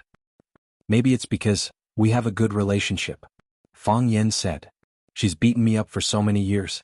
She treats me differently from others." "That's true." Lu Wan nodded. "You really didn't fight this time?" "I didn't fight." Fang Yen had to repeat this sentence again and said, "I went to the Yi family to thank them. Why did I fight? After today's conversation, my relationship with Yi Ro has improved by leaps and bounds. She is a little different from what I knew before." Fang Yen thought of her sad expression when she saw the flock of birds desperately hitting the net and those young birds refused to leave for a long time. He said, "She is very kind." He touched his nose that was still hurting and added, "Of course, most of the things we know are the same. She is still as brutal and violent as before. For some reason she likes to beat people." Fang Yixing pretended to walk into the living room by accident. He glanced at Fang Yen and asked, "Did you see the great-uncle Fang?" "Yes," Fang Yen said. The great-uncle Fang his father mentioned was the eldest of the Yi family's 3 tigers, Yi Daowen. The eldest was dedicated to cultivation and his skills were unfathomable. The second eldest, Yi Daoxian, worked in the military and was a very powerful senior official in the General Staff headquarters. The third eldest, Yi Daoling, was mainly engaged in economic research. He was a core figure in the Yanhuang Kingdom's think tank. This was the origin of the Yi family's 3 tigers and the reason why the Yi family had a high status in Swallow Dock. Sanhu was an extremely filial person. Sanhu's father and uncles were also filial people. Therefore, the great ancestor was like an ancestor in the Yi family. Usually no one objected to what she said. She doted on Yi Ro. Yi Ro was the pearl of the Yi family. Of course, even if she didn't dote on Yi Ro was still the pearl of the Yi family. The title of the number 1 of the younger generation in Neijiang was very beneficial to the Yi family. She had achieved so much at such a young age. Who knew how far she would go in the future? "What did he say?" Fang Yixing asked. "We chatted for a while. He told me to go in and kowtow to the great ancestor." "I went in," Fang Yen said with a smile. "Of course he skipped some steps in the middle." "He took the initiative to ask you to kowtow to the great ancestor?" A light flashed in Fang Yixing's eyes. "Yes," Fang Yen nodded and said. Fang Yixing smiled with relief and said, "You should visit the old man sometimes. You should also ask Miss Yi. She is more powerful than you and she entered that realm earlier than you. She will be of great help to you." Fang Yan nodded seriously and said, "I will." Fang Yixing knew that his son really didn't need his advice. He took a book and walked into the study again, walking briskly. Fang Yan looked at Lu Wan and said with a smile, "I'm going to see the old drunkard. I want to see if he has woken up." Lu Wan slapped Fang Yan's head and said, "How can you call him the old drunkard?" "I'm used to it," Fang Yan said with a smile. "If I don't call him the old drunkard, he probably won't be used to it." Lu Wan sighed softly and said, "He has been living too hard. I'll ask the kitchen to make some dishes and send them over. You can drink with him." Perhaps it was because the land in Swallow Dock was not worth much money, but every family and household in Swallow Dock lived in a large courtyard. The courtyard was divided into the front yard and the backyard. The front yard was small and refined while the backyard was wide and dense. Some of the backyards were like a maze, with many important or very unimportant people living there. There was an independent small courtyard near the back door of Fang Yan's backyard. That small courtyard was the old drunkard's residence. Before he got close, the smell of wine had already hit his nose. The smell of wine was mixed with the cold air and transmitted into his body through his nostrils. His heart and lungs were filled with the strong smell of shadaozi. The courtyard was filled with big jars and the jars were filled with shadaozi. The old drunkard only drank shadaozi, and he only drank the shadaozi that he brewed himself. Fang Yan asked him the reason, but he said that he had no money to buy it. Fang Yan didn't believe his nonsense. No matter how poor the Fang family was, they could not afford to buy shadaozi that he drank more than 10 kilograms or dozens of kilograms a day. He must be afraid that the shadaozi outside was formaldehyde mixed with water, which would cause his body to be poisoned. Fang Yan once again realized that the problem of food safety could not be ignored. Even these martial arts masters were afraid of being poisoned. The door of the courtyard was not closed and the door had never been closed. Everyone could enter but few people were willing to enter. Entering was the rule of the old drunkard. Of course he only drank with the people he liked. This was also the rule of the old drunkard. Therefore only a few people such as Fang Yan Yi Ro and the hero and hero could enter the courtyard in the end. Fang Yan pushed the door and walked in. A tall figure was standing in front of the wine jar, stirring the liquid in it slowly with a spoon. Bursts of wine fragrance came out, with the intoxicating smell of food and alcohol.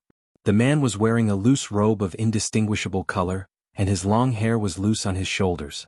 His figure was thin, but it did not make people feel that he was frail. He was not wearing shoes or socks and stood barefoot in the accumulated snow in the courtyard. The loose robe with big sleeves, the barefoot drinking wine, the long hair draped over his shoulders, and the cultured and refined man. These were the iconic characteristics of the inner Jianghu's number 1 Mo Qingdi. The people of Swallow Dock all knew that the reason why Bai Xiu dressed like that was to imitate Mo Qingdi. Because Mo Qingdi was Bai Xiu's idol. Many people said that Bai Xiu had already grasped 70% of Mo Qingdi's essence, but Fang Yan, who understood Mo Qingdi, felt that Bai Xiu only had the appearance but not the spirit. Mo Qingdi's every move was casual and natural, but Bai Xiu's words and actions always gave people a feeling of bashfulness and stiffness. Of course, this could not be ruled out because Fang Yan had always been hostile to Bai Xiu. "You're here?" the old drunkard asked. "I'm coming," Fang Yan answered. This was the usual question and answer he would have with the old drunkard every time he came. "I'll treat you to a drink," the old drunkard said. He lifted the spoon in his hand, and a silver river rose from the big jar, rushing toward Fang Yan. The wine fragrance was heavy, and the knife intent was heavy. Sometimes he really was as sharp as a knife. Fang Yan's expression became solemn. Chapter 343. Fang Yan didn't dare to underestimate Mo Qingdi. No one dared to underestimate Mo Qingdi either. Even though his current name was Old Drunkard, everyone called him Old Drunkard, and they even forgot his original name. With a casual flick of a spoon he could toss up a silver river. The silver river was like a silver dragon, condensing into a solid whole. It soared out of the vat and charged at Fang Yan. This was the most barbaric charge, so barbaric that it didn't require any technique. And because of the strong alcohol smell and the burning knife, this silver dragon was filled with the tyranny of a dragon and the killing intent of a knife. Dragons were the most powerful and arrogant creatures in the world. Those who stood in their way would die and those who stood in their way would perish. Although this was a wine dragon, and although its strength was greatly reduced compared to the truth, it still had the power to destroy insignificant humans. Boom, the dragon's head slammed into Fang Yan. That small silver dragon opened its bloody mouth as if it wanted to swallow Fang Yan whole. Whoosh! The Taiji heart spun and the Taiji realm unfolded naturally. Even Fang Yan's subconscious felt that he was in danger, and his body automatically reacted. In the Taiji realm, this silver dragon was even clearer, and its momentum was even more ferocious. Fang Yan could clearly see the crystal-clear water droplets.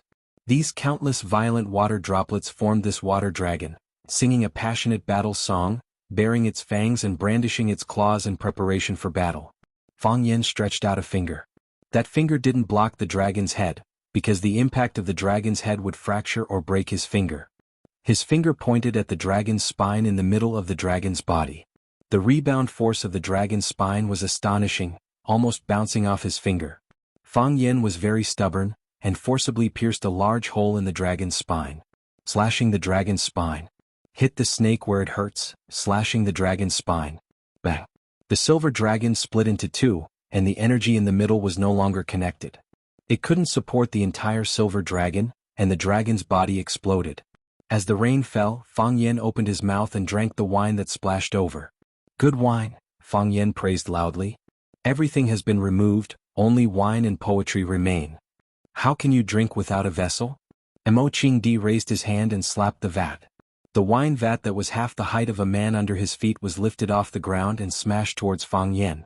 Fang Yan took the plum blossom steps and stretched out one hand. Just as the wine jar was about to reach him, he took a step forward and slapped the edge of the wine port with his right hand. A majestic atmosphere came from above the wine jar, rejecting Fang Yan's guidance and control. This was not the gravity of the wine jar, but the residual flow of qi from Mo Qingdi's slap. Fang Yan slapped the vat with one hand and his body spun rapidly. His feet stepped on the 12 plum blossom palaces, and he spun the wine jar around like a spinning top. Ooh-hoo-hoo, the wind howled and the snow swirled. The green-robed youth carried the wine jar to show off his skills, heroic and unrestrained. When he felt that the old drunkard's slap on the wine jar had completely dissipated, Fang Yan had gained full control of the wine jar. Boom! Fang Yan suddenly raised the wine jar with one hand, and the wine inside the jar poured out like a sudden waterfall. Fang Yan opened his mouth and gulped. The wine flew out quickly and so did Fang Yan. No matter how fast he drank, it was not as fast as pouring the wine out of the jar. Thus, a large amount of wine was poured over Fang Yan's face, head, clothes and neck. His entire person became a drunkard. Who, after taking a big gulp, Fang Yan finally felt satisfied, and casually threw the huge jar that weighed hundreds of pounds to the old drunkard. The old drunkard caught the jar and also took a big gulp. The difference was that he poured slowly and drank boldly. Not a single drop of wine spilled out and not a single drop was wasted. The old drunkard drank for a very, very long time. Fang Yan was also used to this way of drinking. Boom, the old drunkard reached out and the wine jar fell back to its original place. The two looked at each other and laughed. Fang Yan laughed happily and the old drunkard laughed happily.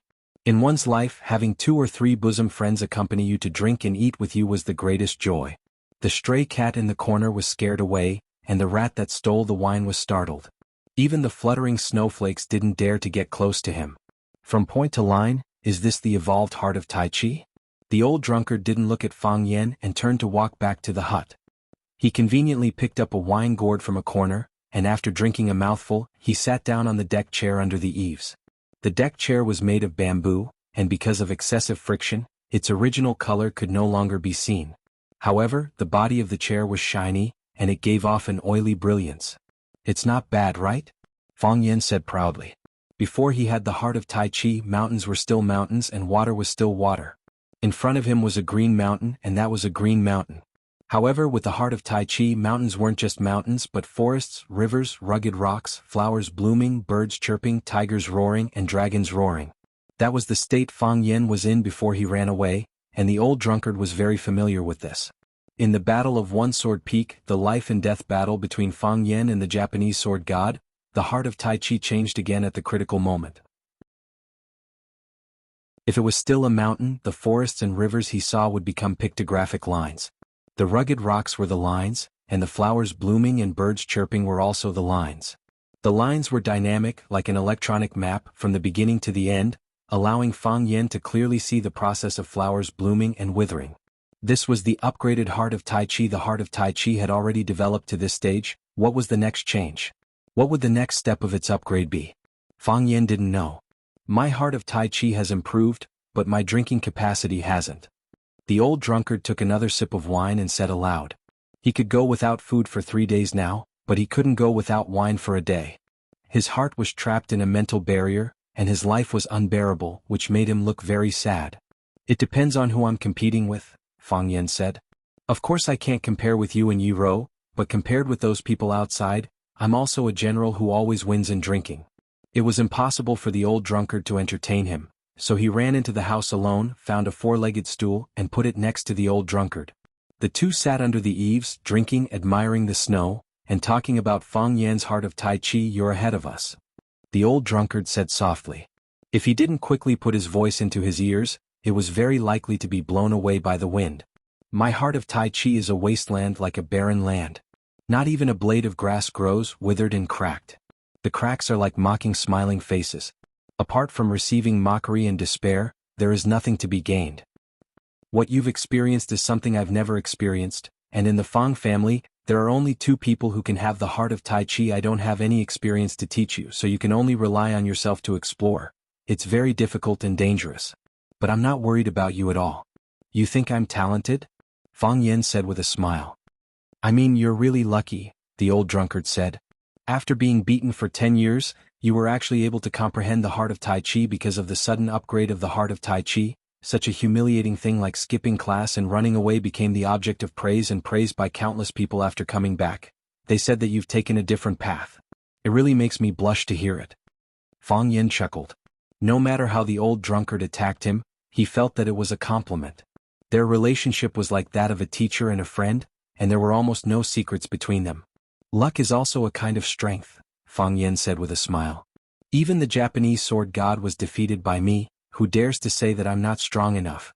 In the past, every time Yi Ro saw me, she wanted to beat me up. Today I directly went to the Yi family to challenge them. Hey, guess what? No one in such a big Yi family dared to come out and fight me. Fang Yan shook his head gently and said, I'm lonely and seeking defeat. It's hard to find an opponent and swallow dock. The old drunkard knew what Fang Yan was thinking. He said this deliberately to provoke him. Unfortunately, if this kind of stimulation could make him regain his strength, why would he be so decadent? The heart of Tai Chi not only relied on hard practice, but also enlightenment. 10 years of practice was not as good as 1 night of enlightenment. This was the saying of Tai Chi. Success came from the heart of Tai Chi, and failure came from the heart of Tai Chi. The old drunkard continued to drink and didn't take Fang Yan's words seriously. He said, You can talk to Yi Ro about this matter. Maybe she can help you. I was going to talk to her about it today, but I forgot, Fang Yan said. I heard that you asked her to take a walk to see the snow? Yes. I also treated her to a sumptuous lunch and drank your favorite shaozi, Fang Yan said with a proud face. We've now buried the hatchet, turned enemies into friends, and let go of the hatred with a smile. Buried the hatchet? Turned enemies into friends? The old drunkard glanced at Fang Yan with his drunken eyes and said, The hatred is gone, but the kindness is still there. I understand, Fang Yan said. I didn't know about this until I came back this time. It turns out that my grandfather went to the Yi family to provoke me every year when I competed with Yi Ro. What he said was too much. Who else would he hit if not you? She patiently beat me for 10 years. I naturally have to remember this 10 years of kindness. It's not patience, the old drunkard said. It's holding back the disgust. It's disgusting for anyone to do the same thing for 10 years. How could it be disgusting to witness the rise of a genius? I think she should be filled with a sense of accomplishment. Every time you're beaten to the point of crying for your mom and dad, crawling under tables and chairs, hugging your opponent's legs and begging for mercy, who would be filled with a sense of accomplishment from conquering such an opponent? I feel like you're insulting me, Fang Yan said. You're right, the old drunkard said. If it wasn't because I have something to ask of you, I would definitely challenge you, Fang Yan said fiercely. Then, he looked at the old drunkard with a fawning expression and said, Senior, can I introduce an old friend to you? Chapter 344. Don't call me senior brother, the old drunkard said unhappily. Senior M.O., get out. Fine old drunkard, do me a favor. Only you can do me this favor. I'll bring someone to see you. Fang Yen made his request directly. Oh, Chiba Bin, Fang Yen said. Fang Yen was a lucky guy, so Chiba Bin was a very unlucky guy. Wuxia, who went to a faraway place, was prepared to show off his skills and show off the power of the East Ocean Sword God. No one would have thought that the person he had inadvertently challenged, a young man who was originally unknown, would actually defeat him. His feet just touched the dust, but his sword was not stained with blood. He lost to someone who shouldn't have lost. His journey of challenge was put on hold, and the sword god was disgraced. However, during the Battle of One Sword Peak, Fang Yen was still shocked by Chiba Bin's powerful and miraculous swordsmanship. Most importantly, at the moment of sudden danger in the arsenal, he risked his life to save Fang Yen. He used his body to push away Fang Yan's body and helped him avoid the first round of gunfire. His swordsmanship won Fang Yan's respect, and his character won Fang Yan's respect. The East Ocean Sword God deserved his reputation. After the battle, Fang Yen took Fang Yingying and Fang Haohan to visit. Chiba Bin was calm and didn't look down at all. He just made a request to Fang Yen, let him see Mo Qingdi. Fang Yen agreed. It was a request that was hard to refuse. Whether it was from his point of view or from Mo Qingdi's point of view, he could only agree. The old drunkard was silent, his palm gently stroking the wine gourd in his hand. Chiba Bin, his old friend. You wanted to see him? It was like a voice from a long time ago or a tragic comedy. At that time, Don underestimate enemy was like a shining star, like the blazing sun in the sky. He was the genius martial art practitioner with the most potential in Swallow Dock, and he was also the #1 person on the Longhu leaderboard that received the most attention in the pugilistic world. The 3 dragons and 7 tigers protected Huaxia's peace. At that time, Mo Qingdi was one of the 3 dragons. At that time, Mo Qingdi was the center of attention. At that time, Mo Qingdi had beheaded over 300 people in a fit of rage. At that time, Mo Qingdi had defeated almost no one in Huaxia. At that time, Mo Qingdi felt that there was nothing in this world that could stop him from moving forward. At that time, Mo Qingdi felt that there was nothing in this world that could stop the 3-foot blade in his hand. It was also at that time that Mo Xia went to the East Ocean alone with his sword. He swept through the 36 islands of the East Ocean alone, and finally fought against the Thousand Leaves army on Mount Hachibi.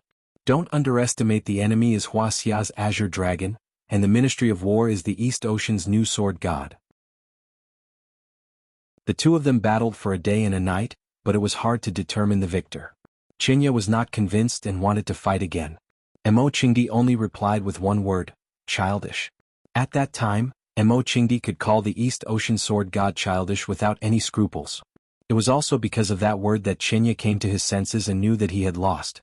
He lost in his mentality and in his artistic conception. From then on, he comprehended the sword day and night and came to the East Huaxia again. He came to see Mo Qingdi.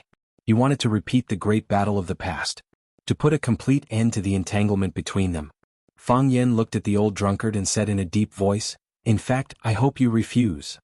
It's hard to refuse an old wine and an old friend. He is a proud man and a man worthy of respect." The old drunkard's mind still hadn't come back and his voice was still floating. "Tell him that I'm waiting for him at Swallow Dock." After getting the old drunkard's affirmative answer, Fang Yen suddenly lost interest in talking. He felt that he was also a man of Wulin, but sometimes he didn't understand the thoughts of Wulin people at all. He stood up, patted the snow on his body and said, "It's late. Go back to sleep." The old drunkard didn't seem to hear Fang Yan's words. He was still lying lazily on the smooth recliner. He took a sip of wine and looked sad. His thoughts were integrated into the boundless land. That year it was also snowing in the capital. The 2 dragons fought against the Black Tortoise Gate. The Azure Dragon's meridians were broken and he died in the battle. And his opponent was the Dragon God. With the strong and turbulent burning knife in his mouth, he felt sad and bitter. He was no different from Qinya. They were both the waves in the Yangtze River that pushed the waves in front. Outside the courtyard wall, Fang Yan's tuneless singing came. Hot blood surged like the waves in the river, like the waves in the sea, often stirred in my heart. Just because the shame hasn't been cleared, indignation can't be dispelled. Hot blood melted like a flamer, like the rising sun, often surged in my heart. Get up quickly to get rid of evil for yourself, be loyal to the country. Get up quickly to get rid of evil for yourself and be loyal to the country. Get up quickly to get rid of evil for yourself and be loyal to the country. Get up quickly to get rid of evil for yourself and be loyal to the country. No one knew whether it was intentional or not, but Fang Yin sang the last sentence over and over again. Every time he sang it, it was more passionate and hot-blooded than before. This voice was frozen by the heavy snow and blown away by the strong wind. It went straight to the sky and reached the 9 provinces. The old drunkard's body was curled up on the recliner. His eyes were closed and he didn't move.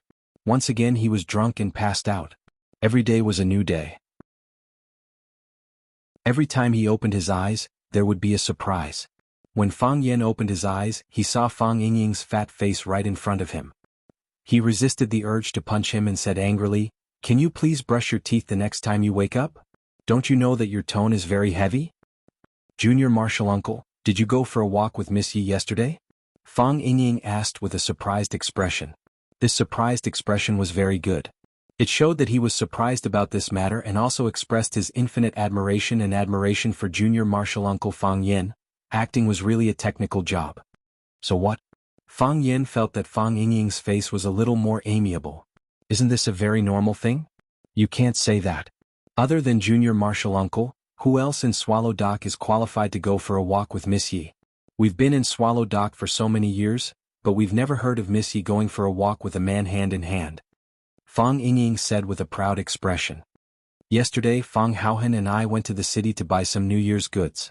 When we came back today we heard about this, so we specially came over to congratulate Junior Marshal Uncle. Just for this? You really don't know much. Could you please move your head back a little? Fang Yin pushed Fang Yingying's head away, lifted the quilt, and jumped out of bed. It's not just this. Fang Yingying said with a smile. Jiang Qin called me and said that she couldn't get through to your phone. She's looking for you quite urgently, and wants you to call her back. Jiang Qin. Fang Yin just remembered that he had promised Jiang Qin that he would contact her after the winter break. She and Yuan Lin wouldn't be in a hurry to return to Huaqing after the break. They would wait for him in Yanjing and he would accompany them for a walk around Yanjing City. Fang Yin looked around for his phone, but found that it was nowhere to be found. I called many times but it's turned off. Fang Yingying said. Fang Yin thought seriously for a long time and said, I don't know if it fell in the bamboo forest or in the snow yesterday, or maybe I lost it when I was having a snowball fight with them. Forget it, lend me your phone for a while. Fang Yin took Fang Yingying's phone and asked, How did Jiang Qin get your phone number? Fang Yingying said embarrassedly, I think she's pretty, so I wanted to acknowledge her as a younger sister. She agreed? No. Why? She said she's your younger sister and she's worried that people will misunderstand me as her biological brother. Forget it, let's not talk about these sad things. Fang Yingying said very sadly. I'm also very handsome, but why can't I be liked by girls like Junior Marshal Uncle? What's wrong with me? Fang Yin quickly dialed Jiang Qin's number. Jiang Qin picked up very quickly and shouted with surprise, Mr. Fang, is that you? It's me. Fang Yin felt the joy in her voice and said with guilt, Jiang Qin, I'm really sorry, I said I'd look for you when I came back. I've been very busy since I came back. I know. I understand. Jiang Qin comforted him. You haven't been home for so long, you must have been very busy. We don't blame you at all. You?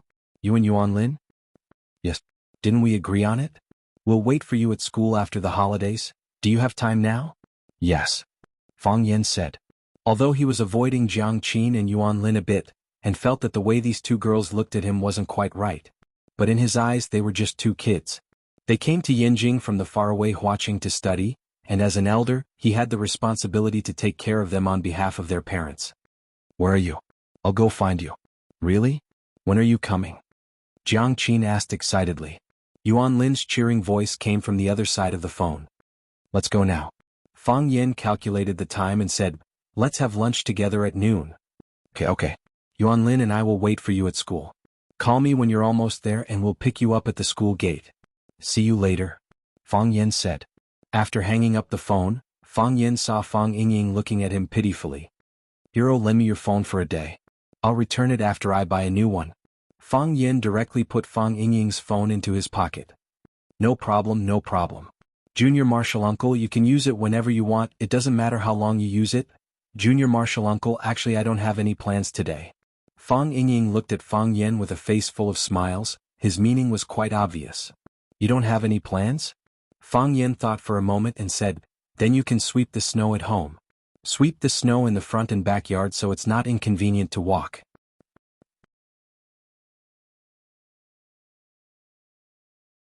Chapter 345. A fence needs 3 stakes, a Prince Charming needs 3 helpers. If you want to be a standard Prince Charming, you always need 2 or 3 ugly melons and bad dates to serve as a foil. Fang Yin had always liked Fang Yingying and Fang Haohen, because as long as they stood with him, he would look handsome for no reason. However, today Fang Yin still didn't bring them out. On one hand, he wanted to be more low-key in front of the 2 little girls, Jiang Qin and Yuan Lin. Another important reason was, who would want to bring 2 talkative people around? If you couldn't help but punch them, others would think that you were a person with violent tendencies. If you didn't beat them up, you would think that you were a masochist. His mood was very contradictory. The weather was getting colder and colder and the snow was getting heavier. After a while, a layer of ice and snow melted, but it was soon covered by even heavier snow. The previously bustling and solemn Yanjing city had become a world of ice and snow. It always felt like the sky was covered with a layer of gray gauze, but because of the small white fairies, it became a bit of a fantasy and romantic feeling. The snow was too heavy and people were not willing to go out. There were not many cars on the road, but in the iceberg and sea of snow, all the cars could only crawl slowly in the snow like frozen snails. Fang Yin drove the family's old Hongqi car, which was his grandfather's car in the past, and had always been very well maintained. Fang Yin felt that it was classical and solemn, and had the style of a gentleman. He liked to drive this car when he was at home. As the old saying goes, a person likes to show off what they lack. Fang Huohuo really wished that he was a gentleman who wore a well-ironed suit, a beautiful bow tie, a small black top hat, and a cane, ready to dance the song, Know a Woman by Smelling Her Scent, with a beautiful girl at any time. Yes, that was what he thought. Which man didn't want to be such a gentleman? Kacha kacha. The sound of the car tires crushing the stiff snow debris gave people an inexplicable sense of pleasure. Just like a child's favorite game of stepping on those air cushion membranes with small air bubbles, Fang Yin liked this kind of sound with the desire to destroy. The car was moving very slowly, but Fang Yin was not anxious at all. He liked winter and snow. She liked the snow-covered roads, cars, houses, pines, cypresses, and everything else. The things she was used to seeing looked more pleasing to the eye than usual because of the white decoration. When Fang Yin parked the car in front of the music school, he took out his phone and called Jiang Qin. It was a world of ice and snow outside. He did not intend to let them come out too early to be frozen in the snow. As a gentleman, he had to think of the ladies around him at all times. As for the men around her, they could think whatever they wanted. When Jiang Qin received a call from Fang Yin, they were still practicing piano in the music classroom. If it was in the past, they would be more willing to stay in the bed in the dormitory and have a good sleep.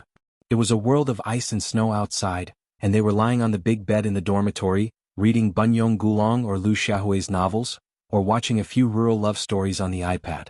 When they were hungry, they would cook a bag of instant noodles with the induction cooker hidden at the bottom of the wardrobe and crack an egg in it.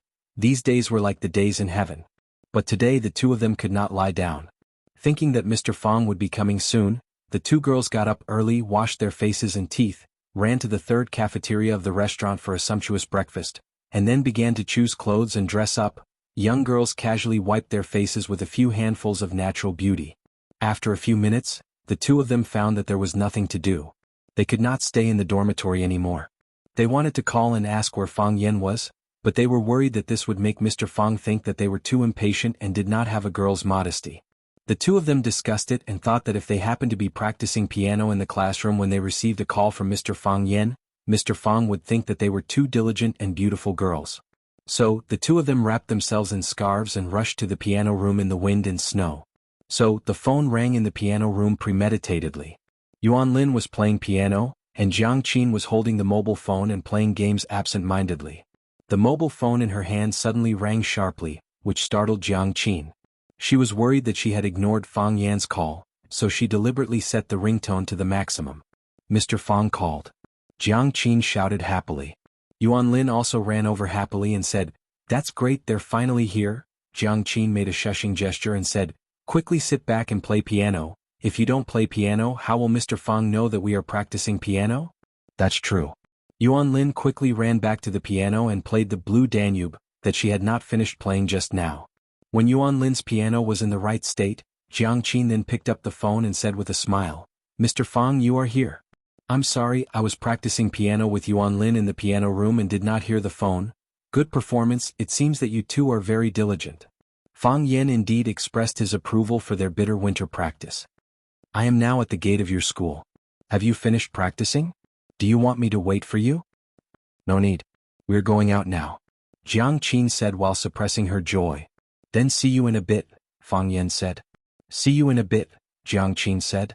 After hanging up the phone, Yuan Lin had already jumped up from the chair. How was it? What did Mr. Fang say? Mr. Fang is already waiting at the school gate. He wants us to go there now, Jiang Qin said. Yeah. The two girls jumped up and gave each other a high five, then quickly packed their bags and prepared to go out. Kacha, kacha. They ran around the school, their beautiful furry boots stepped on the deep snow, leaving 2 lines of crooked footprints. From time to time they would kick the pine branches on the side of the road, and the snow on the pine needles would fall down, splashing all over their bodies and into their collars. They were so cold that they were shivering, but they still giggled. Even the wind and snow felt their joy and danced around them. Screech, a black car stopped beside them. The window opened and a pleasant male voice shouted to them, Junior sister, Junior sister. Jiang Qin and Yuan Lin stopped and looked at the boy waving at them, so they had to walk over. Jiang Qin looked at Guanyu and said, Senior brother, why are you two back? The students of the music academy were on vacation, but they were not students of the school, but disciples of teacher Mao Xianping. Therefore the school system was invalid for them. As long as they were willing, they could go to teacher Mao Xianping at any time to ask for advice. Teacher Mao Xianping knew that Jiang Qin and Yuan Lin had not gone home, so he would give them advice from time to time. Whether it was for the sake of summer or the musical talent shown by Jiang Qin and Yuan Lin, they all required teacher Mao Xianping to spend more effort and energy on them. Jiang Qin and Yuan Lin did not go back, and Guanyu and Huang Yida, the 2 Yanjing locals, came to class every day. Today Jiang Qin and Yuan Lin went to the piano room and did not see Guanyu and Huang Yida. They thought they would not come today. They did not expect to meet them on campus. What surprised them even more was that Huang Yida was sitting in the passenger seat of Guanyu's car. How did these two people get together? The atmosphere in the car was ambiguous. Guanyu was only wearing a black sweater with a collar, which made him look even more handsome. He looked at Jiang Qin and Yuan Lin with a smile and said, Why can't we come? You and Yuan Lin are from Huaqing, so far away from home. Can't Ida and I take care of you as your senior brother?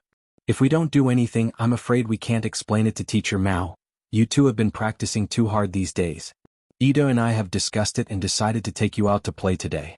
I'll take you to eat the most authentic roast duck in Yanjing City. Didn't Yuan Lin say she wanted to eat it last time? After eating and drinking, I'll take you to enjoy Yanjing City in the ice and snow. What do you think? Seeing Jiang Qin and Yuan Lin's awkward expressions, Huang Yida also advised, Relax, it's good for our studies. We learn musical instruments. First, we have a sense of music, then we can express that feeling through the instruments.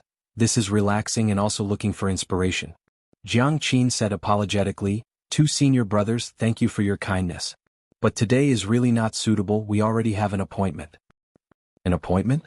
Guanyu and Huang Yida's expression immediately became serious, and then quickly relaxed. Guanyu asked with a smile, Who did you make an appointment with? I've never heard that you have friends in Yanjing before. Is it senior sister Xia Tian? If it's her, then it's even better. We haven't seen her for a long time, today we can play and learn from her, not sister Xia Tian. Yuan Lin said. It's our friend, a very good friend. Yuan Lin didn't say that Fang Yan was their teacher. She was worried that Guanyu and Huang Yida would misunderstand. They didn't care much, but they didn't want to bring any bad influence to teacher Fang Yan. The incident with Brother Wolf in Huaqing had already left them with lingering fears.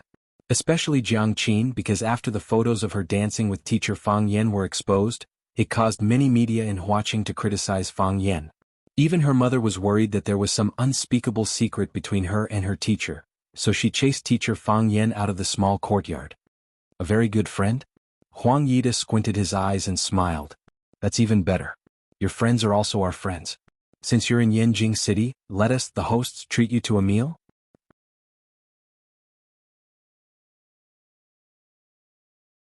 Chapter 346. Yuan Lin was Huang Yida's and Jiang Qin was Guanyu's. This was a tacit understanding between the two of them. It was precisely because the two of them liked different people and had the same direction of effort that the relationship between the two of them was getting better and better. It was no longer like before the arrival of Jiang Qin and Yuan Lin, who looked down on each other and secretly fought with each other. They were both the personal disciples of teacher Mao Xianping. With this relationship alone, they had an advantage over others. The most important thing was that Guanu's father was Guo Qingyun, a famous domestic film and television star, and his mother was Li Xiaoying, a folk singer. Huang Yida didn't know where he came from, but he usually didn't put Guanu in his eyes. Obviously, his family background was not simple. They were talented, good-looking, born in a famous family and had a famous teacher. Wasn't it natural for such a boy to be a little proud? They had confidence in themselves, and they knew that they would eventually be able to win the girl's heart. If a relationship happened between a fellow apprentice and his sister, wouldn't it be a good story? However, Jiang Qin and Yuan Lin were very vigilant. They maintained a respectful but not close friendship with them. The two of them had asked Jiang Qin and Yuan Lin countless times to eat together, go shopping together and watch a movie together, but they were all rejected. The only time they succeeded was when they went to the concert of the famous Italian band Forest, which was led by teacher Mao Xianping. Of course, after the concert, they also tried to invite them to eat crayfish and drink beer alone. Jiang Qin said that she didn't like crayfish, so she refused. They also suspected that Jiang Qin and Yuan Lin had a boyfriend, but after careful observation and analysis, they found that there was no sign of a relationship at all. First, the phone did not ring for a long time and there would not be frequent messages. Second, the two of them were alone after school and on weekends, and they didn't see any suspicious people. Third, they were still virgins. This was a smell of femininity. Ordinary people didn't understand, but they understood. Now that they heard that a good friend was coming, they didn't take the good friend too seriously. If only one of Jiang Qin and Yuan Lin was happy, then either Guanu or Huang Yida would be worried. But they were both so happy at the same time that they were not worried at all. It was impossible for two people to fall in love with the same man, right? The reason why they insisted on treating was not because of jealousy, but simply because they wanted to show their superiority in front of their good friend. Huang Yida looked at Jiang Qin and Yuan Lin and said, "We're all on the same side. Is there any inconvenience?" Jiang Qin was very embarrassed and said, "My friend, he's a bit shy and doesn't know how to talk in front of strangers. We didn't tell him that we're bringing new friends. What if he's unhappy? Senior brother, why don't we meet again next time?" Guanu laughed and said, "First time is new, second time is familiar? How about this, we'll treat the both of you to a meal. After the meal, if he's still not familiar with us, Ida and I will leave first. We definitely won't disturb the reunion between your friends. What do you think?" "That's not good, is it?" There's nothing wrong." Huang Yida interrupted Jiang Qin's words and said, "We'll listen to senior brother this time. Your friend is here, how can we, as big brothers, not help to entertain him? Don't feel embarrassed, just do it this way. Where is that friend? Let's go and greet him first, then treat him to the best roast duck in Yanjing. Of course, if you have better recommendations you can tell me. Don't think about saving money for senior brother." Fang Yan sat in the car and listened to music. He didn't pay much attention to a black Mercedes-Benz parked beside him. When he saw Jiang Qin and Yuan Lin get out of the car, he smiled and opened the window. He said with a smile, "The treatment in school is not bad. You even have a luxury car?" Jiang Qin was worried that Fang Yan would be angry. He carefully looked at Fang Yan and said, "Mr. Fang, they are our senior brothers. They said they want to treat you to a meal." Looking at Guanu and Huang Yida, who opened the door and got out of the car, Fang Yan waved at them and said to Jiang Qin with a smile, "When did my character become so good?" Guanu walked in front of Fang Yan and looked at the logo on Fang Yan's car, as well as the plain license plate number. His confidence increased a lot again. He said, "I'm Guanu. Jiang Qin and I are both teacher Mao Xuanping students. What's your name?" He could see that Fang Yan was older than him and Huang Yida. Naturally, he was much older than Jiang Qin and Yuan Lin. It seemed that this person was Jiang Qin and Yuan Lin's brother. Fang Yan. Fang Yan reached out and shook hands with Guanu and said, "Jiang Qin said that you want to treat me to a meal. You're too polite. It's what we should do." Guanu said with a smile. "We are Jiang Qin and Yuan Lin's senior brother and junior sister. We were going to take them out to play today and treat them to a big meal. We heard that you're here, so let's go together. It's more lively with more people." Fang Yan didn't care. To be honest, he could see that the two boys were interested in Jiang Qin and Yuan Lin. It was normal for such a thing to happen at this age. As the former teacher of Jiang Qin and Yuan Lin, he could only tell them not to fall in love at such a young age. But if they had their own ideas, Fang Yan couldn't force them. Besides, although he promised to take Jiang Qin and Yuan Lin around Yanjing, in fact, he hadn't been to Yanjing at all. If there were these two attentive boys leading the way, Fang Yan would feel that the burden on his shoulders would be a lot lighter. Fang Yen looked at Jiang Qin and Yuan Lin, and the two girls secretly winked at him. He understood what they meant. "Thank you for your invitation," Fang Yen said. With a kind and gentle smile on his face, he tried to use words that wouldn't hurt other people's self-esteem. "I really appreciate it. But today is not suitable. I'm going to take them home for dinner. The elders in my family have already prepared it at home. Why don't we make an appointment next time?" Jiang Qin and Yuan Lin squinted their eyes and smiled. Guanu and Huang Yida's faces showed a touch of anger. When Jiang Qin turned to look at Guanu and Huang Yida, the smile on her face had turned into an apologetic one. She said guiltily, "Two senior brothers, I'm really sorry. Why don't we make an appointment next time? There are still many opportunities anyway." Yes. Let's go to Fang's house for dinner. It may not be very convenient." Guanu glanced at Huang Yida and knew that he had no intention to speak, so he said aloud, "In that case, forget it. Let's make an appointment next time." "Goodbye, senior brother." Jiang Qin waved to Guanu and Huang Yida, pulled open the passenger seat next to Fang Yen and sat down. Yuan Lin also wanted to sit in the passenger seat, but it was a step too late. She also waved to Guanu and Huang Yida and said, "Senior brother, I'm really sorry today." Then she opened the rear door and sat down. "See you if there's a chance." Fang Yen said goodbye to Guanu and Huang Yida and drove his classic car away. When Fang Yen and his party walked away, the smile on Guanu's face gradually froze. She turned to look at Huang Yida and asked, "What do you think? Such an obvious refusal and you still can't see it. Do you think we are idiots?" Huang Yida said coldly, "Those two bitches are deliberately playing with us. It doesn't matter if they play with us, but if they provoke us to play with them, then they will suffer." Guanu was also very dissatisfied with the performance of Jiang Qin and Yuan Lin and said, "What are they so proud of? Beautiful women? There is no lack of beautiful women in this world. What should we do now? First, find out who that person is and then find out what's going on."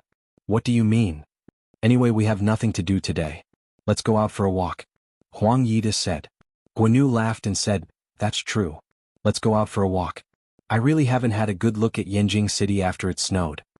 Fang Yen was driving while joking with Jiang Qin and Yuan Lin and said, "Both of them are handsome, don't you like them?" "Who likes them?" Jiang Qin said, curling his lips. "They are all naive little kids. Not mature at all." Yuan Lin also echoed. Fang Yen was amused by their words and said, "Other people are naive little kids, but you two are not naive?" "Of course we are not naive, we are mature," Yuan Lin said. "Mr. Fang, where are you going to take us?" "Where do you want to go?" Fang Yen asked. "You are from Yanjing, of course we will listen to your arrangements," Yuan Lin said, pouting. Fang Yen thought about it and said, "Let's go eat first." "What do you want to eat?" "We will listen to your arrangements," the two girls said at the same time. "I am most afraid of the words 'listen to my arrangements,'" Fang Yen said helplessly. He really didn't know much about food and he usually didn't like to eat out. Fang Yen put forward several choices, and finally the two girls agreed to eat Yanjing City's special copper stove hot pot. Each of them had a small copper pot, and then they put meat and vegetables into the pot. Eating hot pot in this kind of weather was also suitable.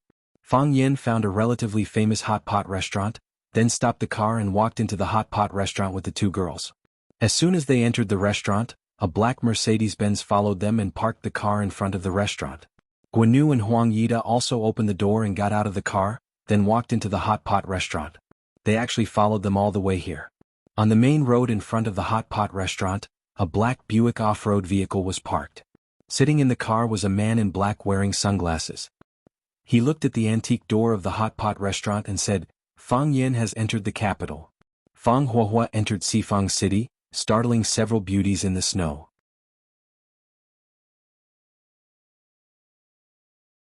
Chapter 347. In the sizzling hot pot, thin slices of mutton, duck blood, vermicelli, bean sprouts, frozen tofu, and emperor's dish were put in, accompanied by garlic soy sauce or peanut butter. The hot pot was delicious. Fang Yen, Jiang Qin, and Yuan Lin were sweating profusely. The three discussed the afternoon itinerary while eating, and the final result of the discussion was to go to Mount Tangshan to soak in the hot spring. Of course, this was decided by the two little girls, Jiang Qin and Yuan Lin. Fang Yen originally proposed to go to the zoo or aquarium so that they could laugh for a long time. "What era is it now?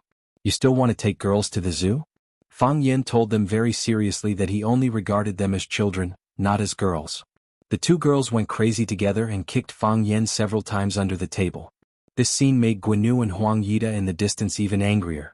In their eyes, these three people were clearly flirting. Humph, they usually pretend to be saints, but now look at their debauchery, Guanu sneered.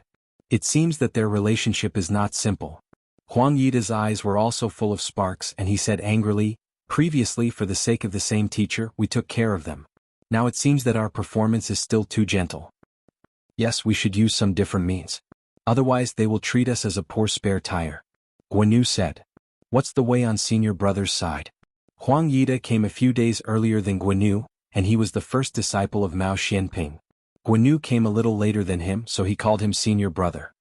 There is a way, but which one to take? It depends on their performance and my mood. Huang Yida said in a sarcastic tone. Now it seems that the kid has a lot of means. One dragon and two phoenixes enjoying the happiness of the world. I have to admire him. Who said that just now? He said that he is shy in front of strangers, and I'm afraid that he can't even speak. Now it seems that he doesn't look like he can't speak in front of strangers at all. The words, one dragon and two phoenixes, completely infuriated Guanu. He sneered and said, then I'll wait to watch a good show.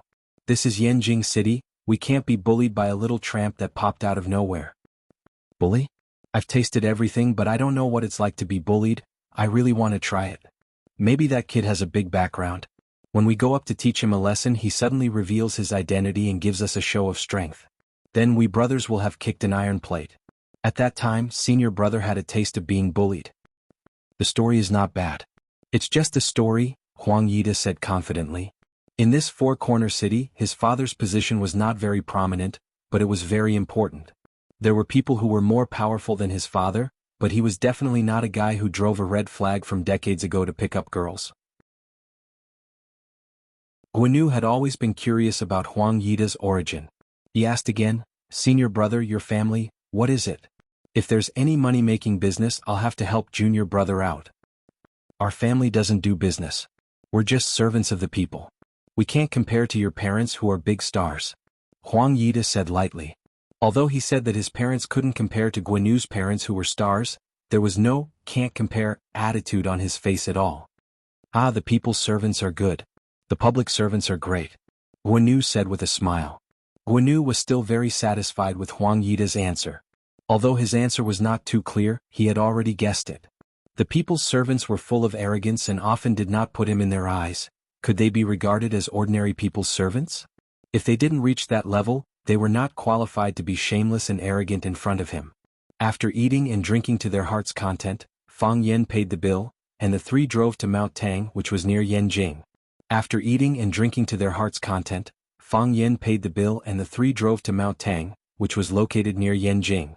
Although it was Jiang Qin and Yuan Lin who proposed to soak in the hot spring, Fang Yan also thought it was a good idea.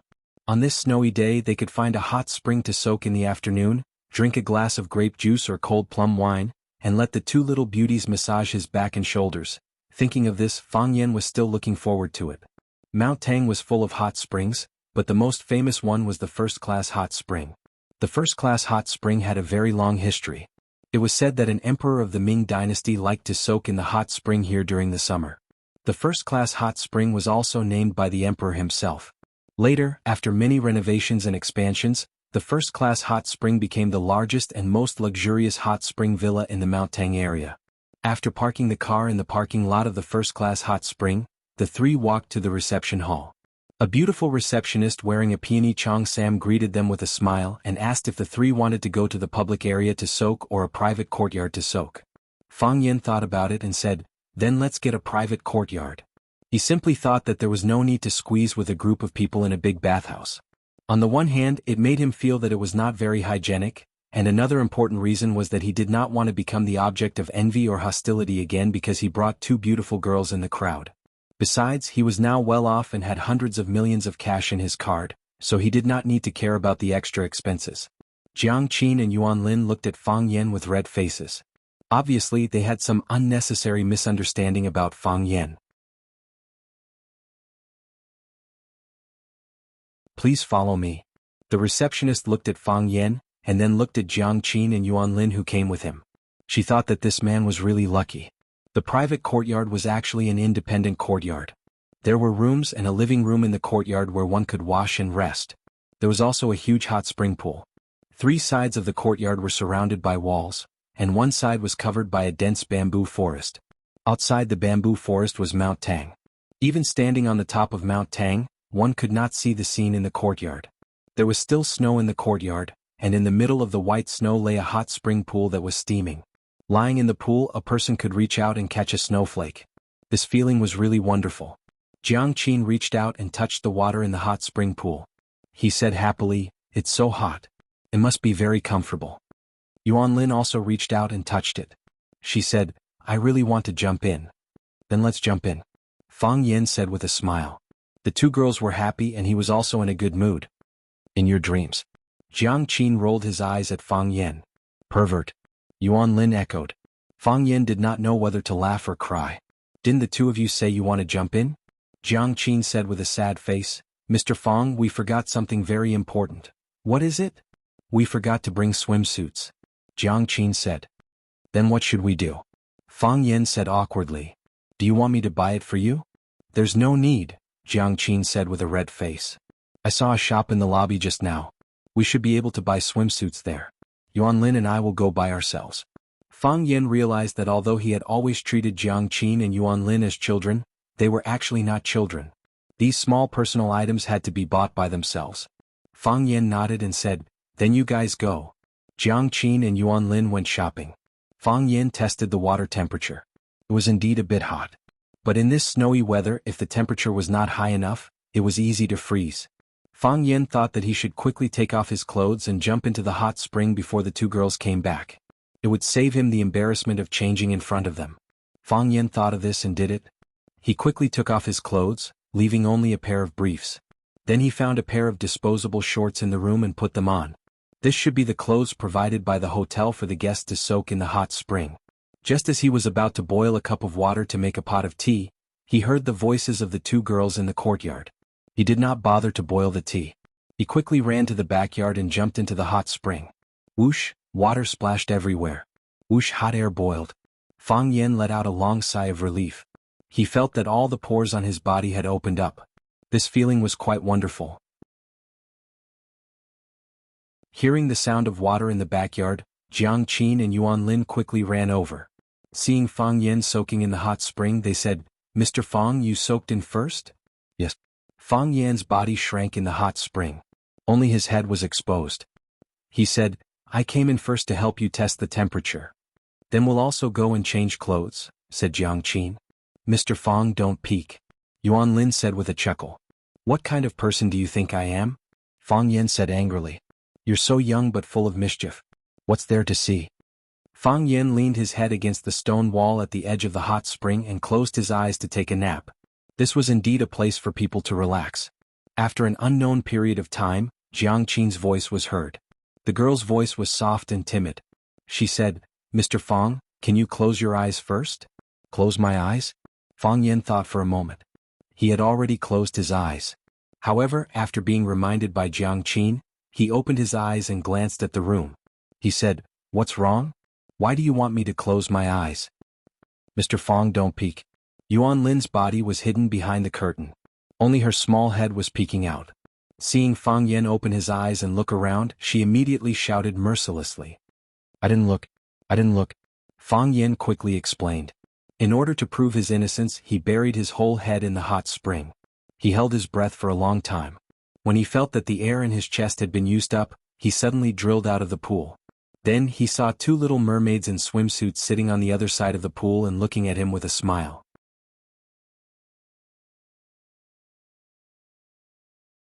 Chapter 348. A girl's mind was more meticulous. Jiang Qin not only bought a swimsuit, but also a bottle of red wine. Yuan Lin took 2 goblets from the wine cabinet and said to Fang Yen, "There are only 2 glasses. Of course it's for me and honey, you can use the teacup." So Fang Yen held the teacup and drank the red wine. Jiang Qin and Yuan Lin clinked their glasses together and said, "Cheers." They gulped down the red wine in their glasses and giggled. "I'm so happy." Jiang Qin stretched out her body and leaned her beautiful head against the wall of the pool. She said, "How nice it would be to be like this every day." Yuan Lin lay next to Jiang Qin and said, "If it's like this every day, you don't want to learn music?" You don't want to play the piano? You don't want to learn the zither? I'm just saying, Jiang Qin said with a sigh. I don't really want to do that. If we slack off all day, Sister Xia Tian will be worried. Exactly. We go sightseeing all day and soak in the hot spring. Didn't Sister Xia Tian spend so much effort on us for nothing? Jiang Qin looked at Fang Yan and asked, Mr. Fang, are you still going to Huaqing next year? Yes. Fang Yan nodded. Why not?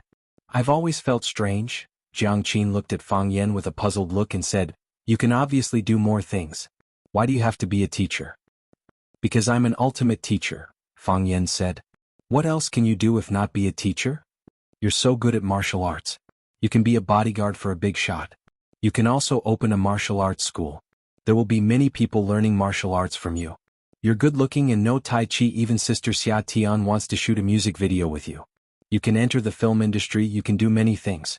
Fang Yan sipped the red wine in his teacup and said, Since I can do a lot of things, why can't I be a teacher? Wouldn't that be a higher salary? Yuan Lin asked curiously. I can understand. Mr. Fang has great ideals and integrity. He wants to teach and educate people and have students all over the world. However, didn't Mr. Fang need to think about making money? You have to live, you have to raise a family, you will have a wife and children in the future. I'm sure you won't believe me if I say this, Fang Yan said seriously. I'm a man who treats money like dirt. Jiang Qin and Yuan Lin couldn't believe it. Especially Yuan Lin. Mr. Fang had accepted her mother's bribe to tutor her in order to save money for a meal. I'm not lying, Fang Yan said with a smile. I have hundreds of millions in my card. Tell me, if money isn't shit to me, what is it? Both of them felt that Fang Yan was bragging or going crazy. How could he have hundreds of millions? Hundreds of millions of people rented in urban villages and took the bus to and from work every day to eat in the school cafeteria? Besides, how could a high school teacher save so much money? It was impossible to save for a lifetime without eating or drinking, right? Mr. Fang, stop joking. That's right. We don't mind you being poor. Okay. Let's not talk about money, Jiang Qin said. It's embarrassing to talk about this kind of topic with an old man. Mr. Fang, do you have a girlfriend? No, Fang Yan said. Why are you asking about this? That, Senior Qin Tian that we met last time, is she not related to you? Jiang Qin blinked his big innocent eyes and asked expectantly. Fang Yan took the students of Class 9 to the urban village to learn the text, Alley in the Rain. As a result, Qin Tian had blisters all over her feet after acting as the lilac girl for a whole day. She couldn't even walk. Fang Yan took her to a roadside milk tea shop to apply medicine, but they were discovered by a group of young girls nearby. These young girls told Jiang Qin about Fang Yan applying medicine for Qin Tian, so Jiang Qin suspected that Fang Yan and Qin Tian had an ambiguous relationship. Qin Tian, Fang Yan's smile became bitter. I should go and see her. Ever since they parted in Huaqing, they hadn't seen each other again. Also, when he got off the plane back to Yanjing this time, there were two groups of people who wanted to take him away. He believed that one of them should be Qin Tian's people, or should he say that they were related to Qin Tian? There was no inexplicable hatred in this world, but there was inexplicable love. Mr. Fang, what did you say? Jiang Qin looked at Fang Yan in confusion and said, Did you two quarrel? Fang Yan didn't have the mood to talk anymore and said, I'm a bit sleepy, I'm going to lie down and sleep for a while. The two young girls were like two beautiful mermaids swimming around in the hot spring pool. Fang Yan lay on the stone wall to rest, thinking about something, and unknowingly fell asleep. When he woke up, the sky was dark and it was already night time. Fang Yan used the hot spring water to wash his face and asked, What time is it? Jiang Qin and Yuan Lin had already left the hot spring pool, and were lying on the lounge chairs under the eaves of the corridor, watching a movie on their phones, wrapped in pajamas and covered with blankets. They were worried that the sound of the movie would disturb Fang Yan, so they both put on headphones. Fang Yan only saw Fang Yan's mouth moving, but he didn't hear what Fang Yan said. Jiang Qin took off his headphones and said with a smile, Mr. Fang, you're awake? What did you say? What time is it? Fang Yan asked. It's past 5 o'clock, Jiang Qin said. You've slept for a few hours. I'm sorry to have kept you waiting, Fang Yan said with a guilty expression. Wait for me, I'll get up now. Are you hungry? Let's go back to the city for dinner. After leaving the room, the three of them chatted and laughed as they walked towards the parking lot. When Fang Yan found his old car, he felt like he was struck by lightning. He was really struck by lightning. The body of the car was densely scratched, the lights were broken, the front of the car was dented, and the car had been kicked countless times. There were even muddy water marks on it. The smile on Fang Yan's face froze and his eyes were filled with murderous intent. This was his grandfather's car, the first car his grandfather ever owned, and the only car his grandfather ever owned. This car had a special meaning to his grandfather, Fang Huwei. He knew that his grandfather cherished this car very much. At the time, his father, Fang Yixing, couldn't even borrow it for a single use. Later on, his grandfather's legs were paralyzed and he couldn't drive anymore. His grandfather then gave the car to Fang Yan for safekeeping, and told him to take good care of it. Some people say that a car is a man's second lover. Fang Yan had never had a lover, so he didn't know what it felt like to have one. But Fang Yan now knew very well that he was in a very bad mood. Those scratches weren't on the body of the car, it was more like they were scratched on his face. Those kicks didn't seem to be on the door of the car, but more like they were on his legs. Lustful, Fang Yan said in a cold voice. Those bastards are really lustful. They're willing to do anything. Jiang Qin and Yuan Lin's faces were also pale with anger. They didn't expect someone to be so shameless. Hearing the meaning behind Fang Yan's words, Jiang Qin asked, "Mr. Fang, do you know who did this?" "I can guess," Fang Yan said with a sneer. "They followed us all the way. We went to eat hot pot, they also went to eat hot pot. We came to Tangshan, they also followed us. They've been sneaking behind us. I thought they were your senior brothers and you would see them often in the future, so I didn't bother to pay attention to them. I didn't expect them to be so bold and do such a low-class thing." With Fang Yan's ability, how could he not know that someone was following them? And not only Guan and his men were following them, but there was also another group of unidentified people following them. The difference was that Guan and his men's tracking skills were so bad that it was difficult not to find them. But the other group of unidentified people's tracking skills were extremely brilliant. They appeared and disappeared and they changed cars twice in a row on Tangshan Road. That was to say, at least a group of people were following them. These people were the ones that Fang Yan was really wary of. Guan and his men were just a side character. In Fang Yan's eyes, they were just two big boys who fell in love with a girl in the same class. Whether it was for the sake of Jiang Qin and Yuan Lin's future studies, or for the sake of Xia Xia's face, he didn't want to have any disputes with them. He knew that they had arrived at Tangshan, and he also knew that they had arrived at this first-class hot spring. But this first-class hot spring was so big, if they could soak in it, why couldn't others? He didn't expect that they dared to vent their anger on Fang Yan's old car when they couldn't find them. Damn it. Mr. Fang, you mean, it was Guan and his men who did it? Jiang Qin now understood who the murderer was. They followed us to Tangshan? Why would they do that? They usually look quite gentle, but it turns out that they are dogs in sheep's clothing. These two people are so annoying. Yuan Lin also said angrily. Shall we call the police? Arrest them. The parking lot was huge and it was freezing cold, so the security guards rarely patrolled outside. When encountering this kind of thing, they should naturally find the security guards of the first-class hot spring to solve it. The final solution was to pay some money. Fang Yan didn't want to let the two bastards go so easily. He squatted down to check the footprints on the ground, and then began to search forward. Jiang Qin and Yuan Lin wrapped their windbreakers tightly and followed behind. Jiang Qin couldn't help but ask, "Mr. Fang, what are you looking for? There are so many footprints and even car prints. Can you find them? Would they have run away long ago? After doing such a thing, they can't help but want to see my exasperated look. They probably won't leave now." Fang Yan suppressed the anger in his heart and said, "If my guess is right, they won't leave and they are not far from us." Fang Yan walked along the messy footprints for a while, then turned a corner and found the black Mercedes-Benz he had seen at the school gate.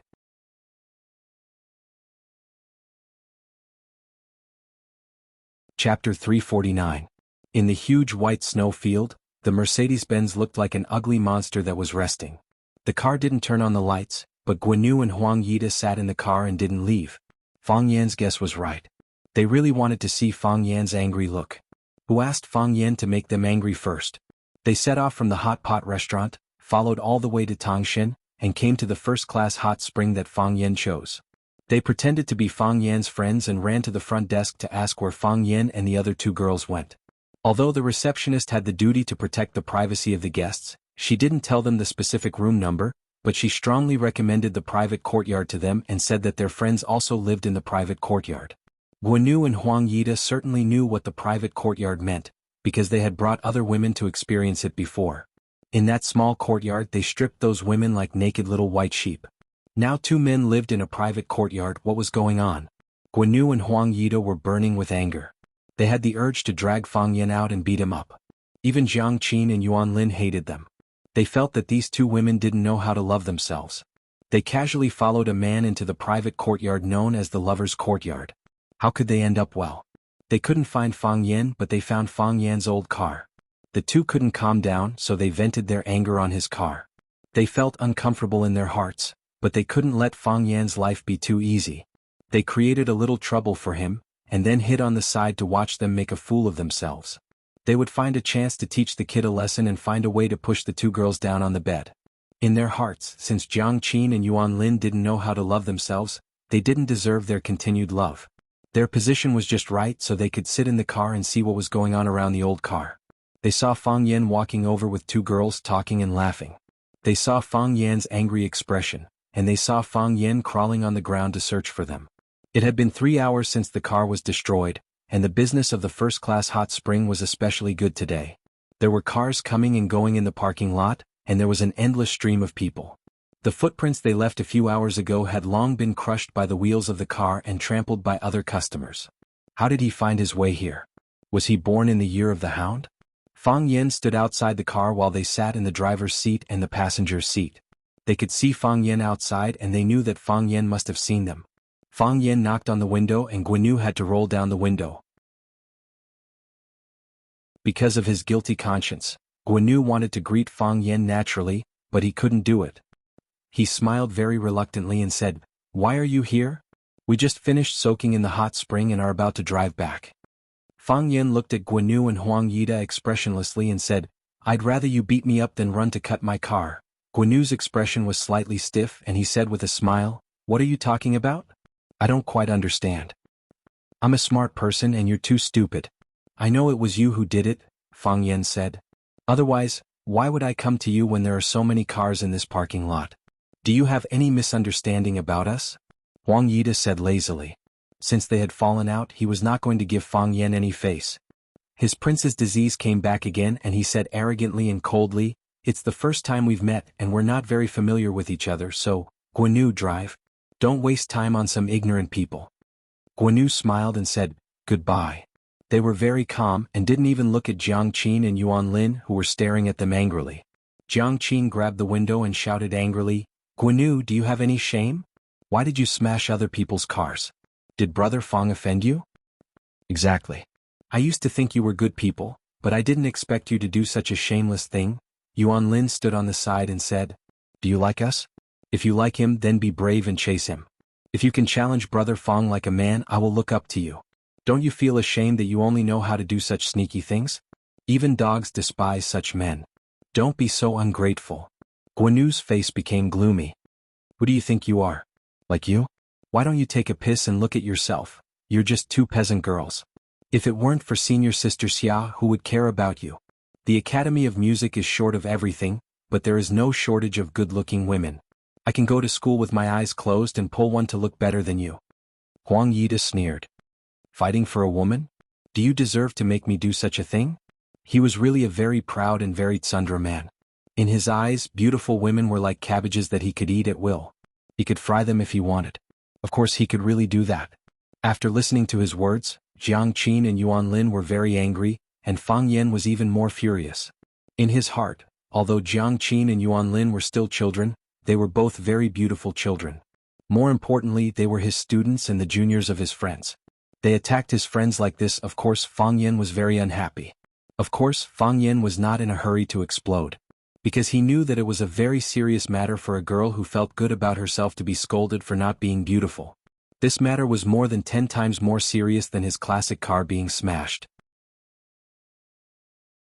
He needed to provide time for the 2 of them to calm down. Sure enough, Jiang Qin and Yuan Lin immediately began to fight back. "If that's the case, why are you following us like dogs?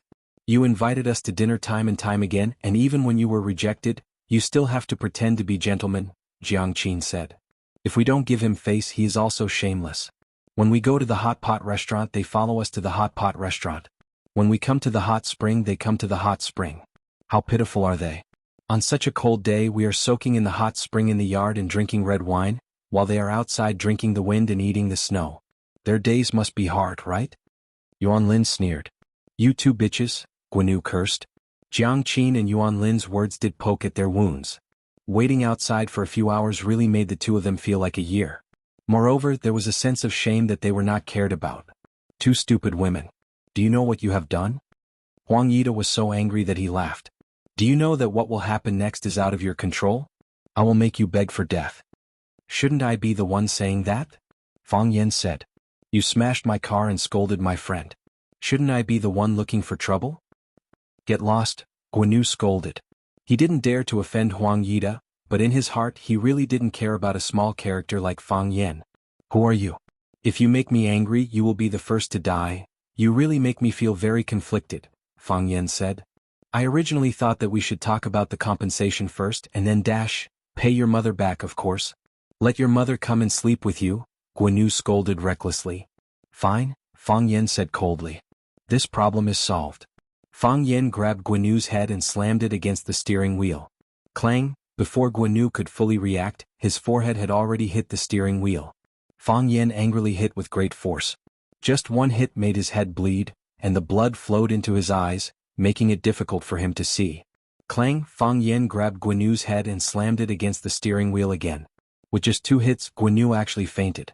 Fang Yan's action was too fast, and he couldn't even say a word of threat or beg for mercy. It was not until this time that Huang Yida, who was sitting in the passenger seat, reacted. What are you doing? What are you? He reached out and wanted to roll up the window. If Fang Yan didn't quickly pull his arm out, it would be crushed by the window glass. Click, Fang Yan's speed was faster, and he stood next to the main cockpit, directly locking all the windows. No matter how hard Huang Yida tried, there was no way to roll up the window. Fang Yan ignored Huang Yida, and one of his hands was still grabbing Guan Yu's head. He knew that Guan Yu had fainted, but this didn't mean that he had vented his anger. Clang, he slammed Guan Yu's head against the steering wheel for the 3rd time. Clang, the 4th time. Clang, the 5th time. As if he was addicted to doing this, Fang Yan grabbed Guan Yu's head and slammed it against the steering wheel again and again. When the steering wheel was crooked, he used his other hand to straighten it and continued to hit it. The Mercedes-Benz logo in the middle of the steering wheel was printed in the middle of Guan Yu's forehead, creating a triangular flesh hole on his forehead. Guan Yu's head was dripping with blood, and the steering wheel was also drenched with blood. Blood flowed on the ground and on Guan Yu's legs. It was a shocking sight. The narrow car was filled with the smell of blood, which made Huang Yida feel nauseous. As soon as Fang Yan let go, Guan Yu's whole body collapsed on the leather seat as if he was dead. Fang Yan took a tissue from the car to wipe the blood between his fingers. He looked at Huang Yida and asked, Do you know that the next thing is out of your control? I'm going to make you beg for death. This sentence should be said by me.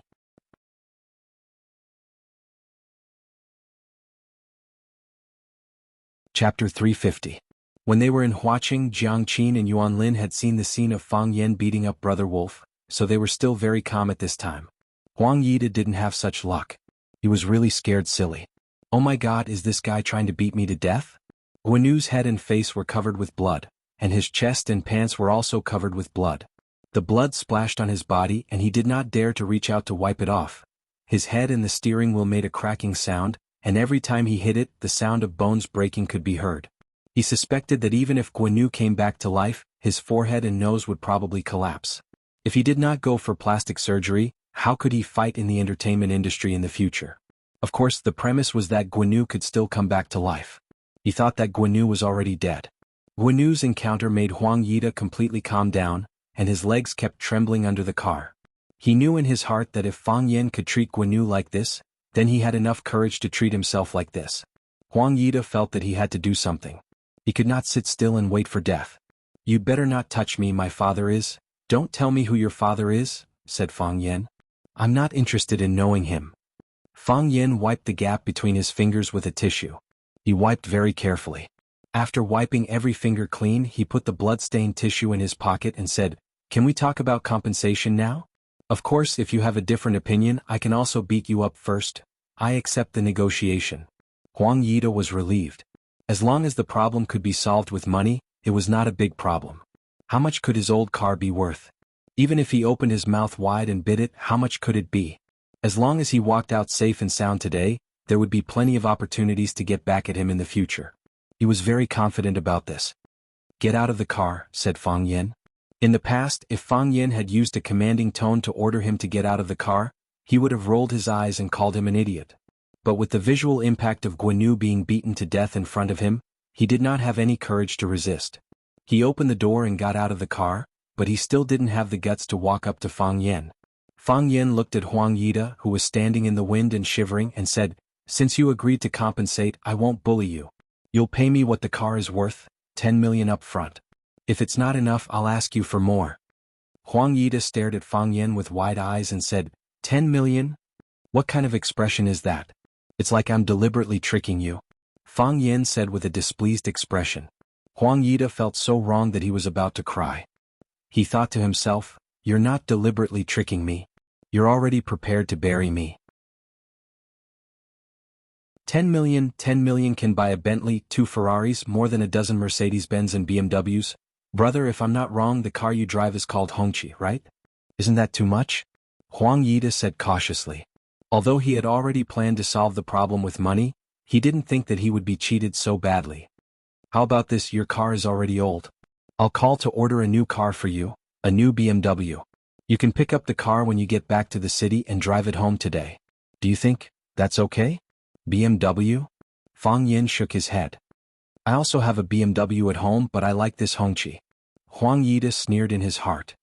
He thought to himself, "Will you die if you don't brag? You have a BMW at home, but you don't drive it. You drive such a broken Hongqi to pick up girls? Is there something wrong with your brain?" Of course, Huang Yida didn't dare to say such words. He was afraid that Fang Yen would beat him, but he didn't have the confidence to beat Fang Yen.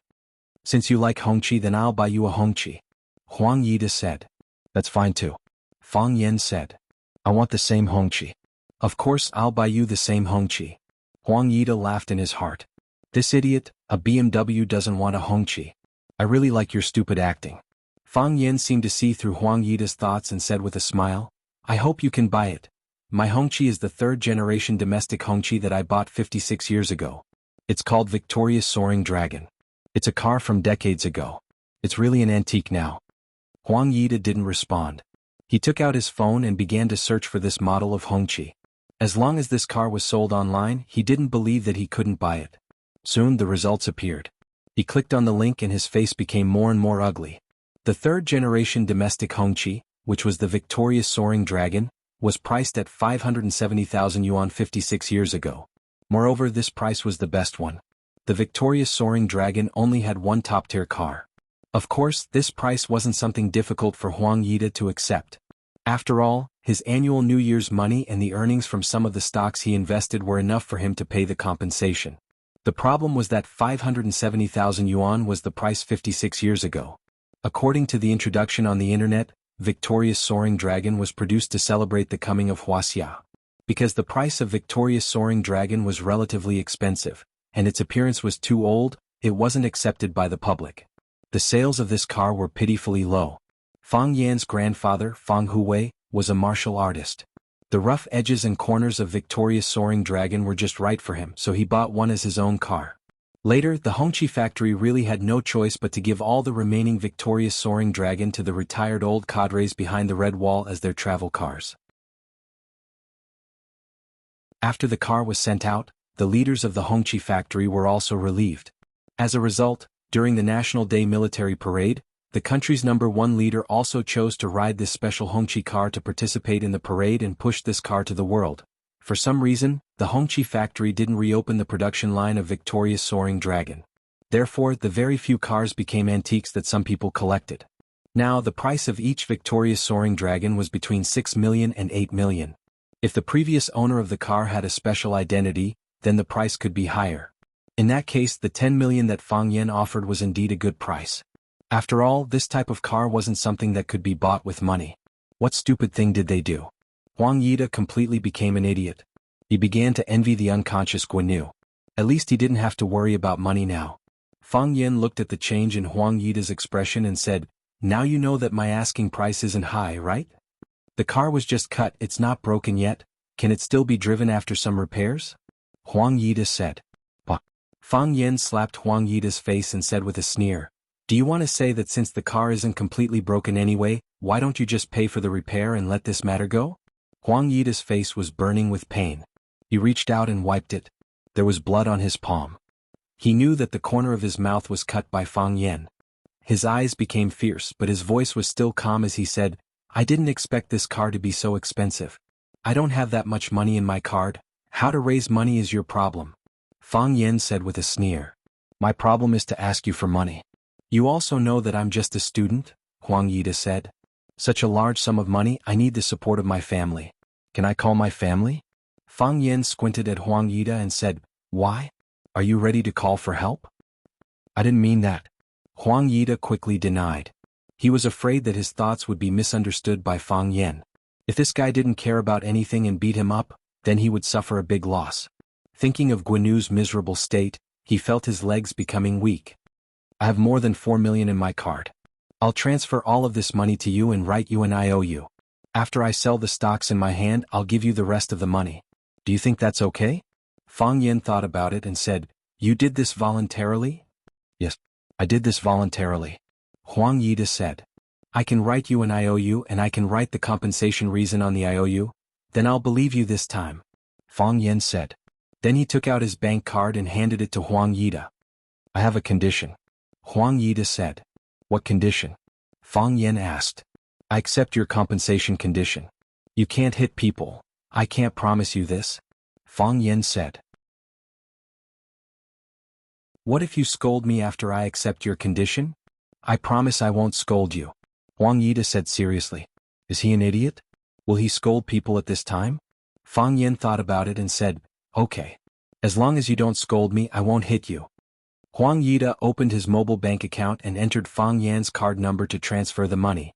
After the transfer, Huang Yida got into the Mercedes-Benz and took out a pen and paper. He wrote a 5 million IOU and handed it to Fang Yen. Fang Yen took the IOU and checked it.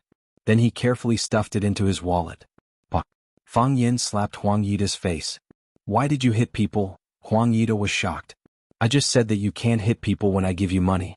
Clang! Fang Yen kicked Huang Yida's stomach again. His body flew out and hit the Mercedes-Benz behind him. "You scolded me." "I didn't scold," Huang Yida held his stomach. The pain made the muscles on his face twisted. "You scolded me," Fang Yen said and rushed toward Huang Yida again. "You scolded me in your heart."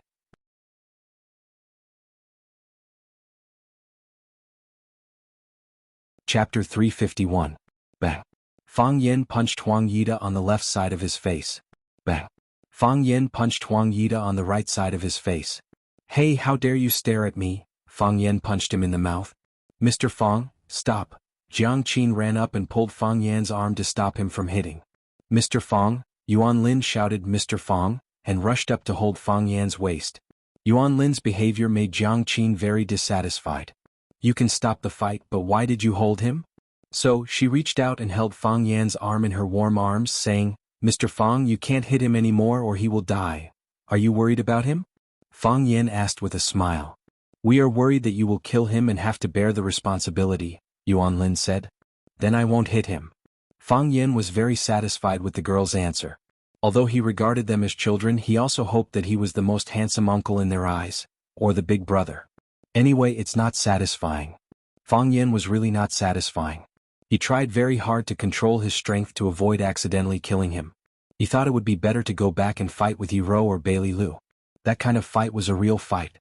Fang Yan patted Huang Yida's face, motioning him to open his eyes and look at him. Huang Yida's eyes were covered with blood. He just opened his eyes, but he quickly closed them again, because the blood soaked into his eyes, which made him feel very uncomfortable. "Do you dare to curse people casually in the future?" Huang Yida had to curse again in his heart. "You bastard son of a b****, when did I curse people casually? It's easy to blame someone, right? I'm more wrong than you, Fei. I know you will definitely take revenge and I don't care whether you will or not. Let me tell you, the people of Swallow Dock are not so easily bullied." Fang Yen waved his hand and said to Jiang Qin and Yuan Lin, "Let's go back." Jiang Qin and Yuan Lin looked sympathetically at Huang Yida, who was lying motionless on the front of the Mercedes-Benz, and then happily followed Fang Yen to the smashed classic car. It was as if his muscles were being torn apart. He felt like his body was falling apart. Many parts of his body were no longer listening to his brain. He tried his best to get up. Just as he used his elbow to push his body up, his strength was exhausted. Once again he lay on the roof of the car, gasping for breath. "Senior brother?" A voice suddenly rang in his ears. Huang Yida was shocked and jumped down from the front of the car. Seeing Guanu standing next to him with blood all over his face, he asked in a trembling voice, "Are you a human or a ghost?" "Senior brother, it's me, Guanu." Guanu felt a little itchy on his nose. He reached out to wipe it and 5 bright red fingerprints appeared on his face. Huang Yida took several steps back and shouted, "Guanu, are you okay?" "Senior brother, I can't swallow this," Guanu said with red eyes. Although his mind was much more mature than children of this age, he was still a teenager after all. Being bullied like this, he felt so wrong that his tears were about to come out. Seeing Guanu's expression, Huang Yida was relieved and said in a hoarse voice, "I can't swallow this either. He took my money and he has to spit it out for me. Spit it out 10 times, 100 times. He hit my people and he has to pay it back, 10 times, 100 times. This time I want his life." "Senior brother, should we call the police?" "Call the police? Calling the police is too easy on them." "Senior brother, what can you do?" After listening to Huang Yida's words, Guanu regarded him as his backbone and asked eagerly, "He is too strong and we are not his opponent at all?" They had not associated Fang Yan with the legendary martial arts master. How could there be so many martial arts masters in the world? When Fang Yan grabbed Guanu's head, Guanu also tried to resist, but he did not succeed, so Guanu subconsciously felt that Fang Yan was stronger than him. Can strength be used as food? Huang Yida sneered. No matter how good his martial arts is, he is afraid of a machete. If he dares to hit me, I will let his whole family suffer. Swallow Doc. Swallow Doc, what is his name? Fang Yan. Guanu said. Seems to be the name. What kind of place is Swallow Doc? Call and ask and you will know. Huang Yida said. He searched for a while but there was no phone in his pocket. Maybe the phone fell to the ground when he was beaten. So he searched on the ground and finally found the phone in the snow. The screen was soaked with snow. Huang Yida wiped the phone on his body and it could still be used. He checked in the phone book, and finally chose a person called Old San to be his revenge partner this time. The phone was dialed and it was quickly picked up. A laughing voice came from the phone and said, "Young Master Huang, I haven't found a brother to drink with for a long time. Where have you been recently?" Huang Yida was not joking with Old San. He was not in the mood. He said in a deep voice, "Third brother, your brother was bullied." "What? Bullied? In Yanjing City? Who dares to bully my brother?" Old San asked in surprise. "Third brother, I was careless this time. I came to Tangshan with my friends to soak in the hot spring, but we were blocked. Third brother, help me find a place." Swallow Doc. Have you heard of this place? Brother, you were bullied, this is a big deal. Don't mention Swallow House, even if it is Peacock House, I will burn it down. Where are you now? I will pick you up immediately. Then we will directly bring our brothers to Swallow House to avenge you. I don't believe that there are still people who dare to bully my old Sans brother. Today I will listen to third brother's arrangement. Us brothers will kill Buddha and gods will destroy gods. In this cold weather, Huang Yida finally felt a hint of ambiguity. He thought to himself, father really raised a good dog. Huang Yida said gratefully, "Third brother, I am in the parking lot of Tangshan Top Grade Hot Spring. My friends and I are injured, we may not be able to drive. Today we will rely on you, brother." "Don't mention it.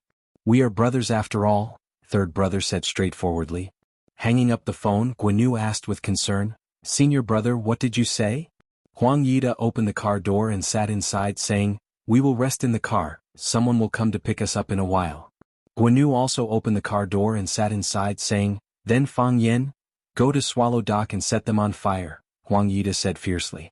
"I want them to die without a burial place." "Great," Guanu said happily. "Then catch those 2 little bitches, make them kneel down and sing Conquer to us. At that time I'm afraid their mouths won't have time to sing Conquer anymore," Huang Yida said with an obscene smile. "Since they did something wrong they have to be punished. Since they don't want to accept a toast, then let them drink yellow soup. Stinking bitch, if it wasn't for those 2 would we be in this situation?" That's right. Guanu thought of the injuries he had suffered, and his hatred also surged. Don't fall into our hands or else?" Huang Yida suddenly thought of a question and asked, "When did you wake up?" Guanyu was stunned and said, I just woke up. I hope so. Huang Yida coldly glanced at him and said. If Guanyu had woken up long ago and saw that he was being beaten but deliberately pretended to be dead and didn't want to come out to help, there was a big problem with this kid's character. The big tyranny at the front of the motorcade that was responsible for opening the road stopped, the first car stopped, and the 4 cars following behind all stopped. The door was pushed open and a long-haired man in leather jumped out of the tyranny car. He walked to the stone sign at the entrance of the village, looked at it and shouted, Swallow Fort, this is Swallow Fort, it's written on the sign.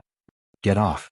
The bald man in the back seat of the tyranny car shouted into the walkie-talkie, and the cars behind all opened their doors. More than a dozen men in black jumped out with all kinds of weapons in their hands, and gathered towards the stone sign. The bald man grinned, revealing 2 big golden teeth in the middle, and said to Huang Yida sitting next to him with a smile, Brother, this is Swallow Fort. A place where even birds don't shit. If it wasn't for the GPS, we wouldn't even know where this place is. Huang Yida looked at the group of men in black standing in the cold wind, and his confidence was unprecedentedly high, saying, Third brother, I can't thank you enough. You've seen the grievances I've suffered. This is the most shameful day for me as a brother. Today it's up to you to make the decision for me. Guanyu's mouth was crooked and he pointed to the village and said, Beat them. Beat them until their mothers can't recognize them. Today we'll follow third brother, and watch third brother take your iron-blooded brothers to kill gods and destroy Buddhas. Third brother took out a cigarette from his pocket, lit it, and after spitting out a mouthful of smoke he said lightly, It's a piece of cake. Third brother opened the door and got off, and Huang Yida and Guanyu also got off. In this desolate suburb, the cold wind was even colder. Huang Yida and Guanyu were both seriously injured, so the coldness reached their bones. Third brother swept his gaze over his brothers in a dignified manner and shouted, Let's end this quickly. Brothers, you haven't eaten yet. When we get back, third brother will treat you to a hot pot, big meat and good wine. Huang Yida also shouted and said, Everyone has a red packet of 10,000 yuan. Ow! The black-robed men shouted excitedly. You're tuning in to the Han Li's Wuxia Adventures YouTube channel. We're so grateful for your support, and don't forget to subscribe to join us on this incredible journey through captivating stories. Your generosity through donations truly makes a world of difference, as it's the primary source of revenue that allows me to expand and enhance this channel for you. Thank you from the bottom of my heart for being a part of this adventure.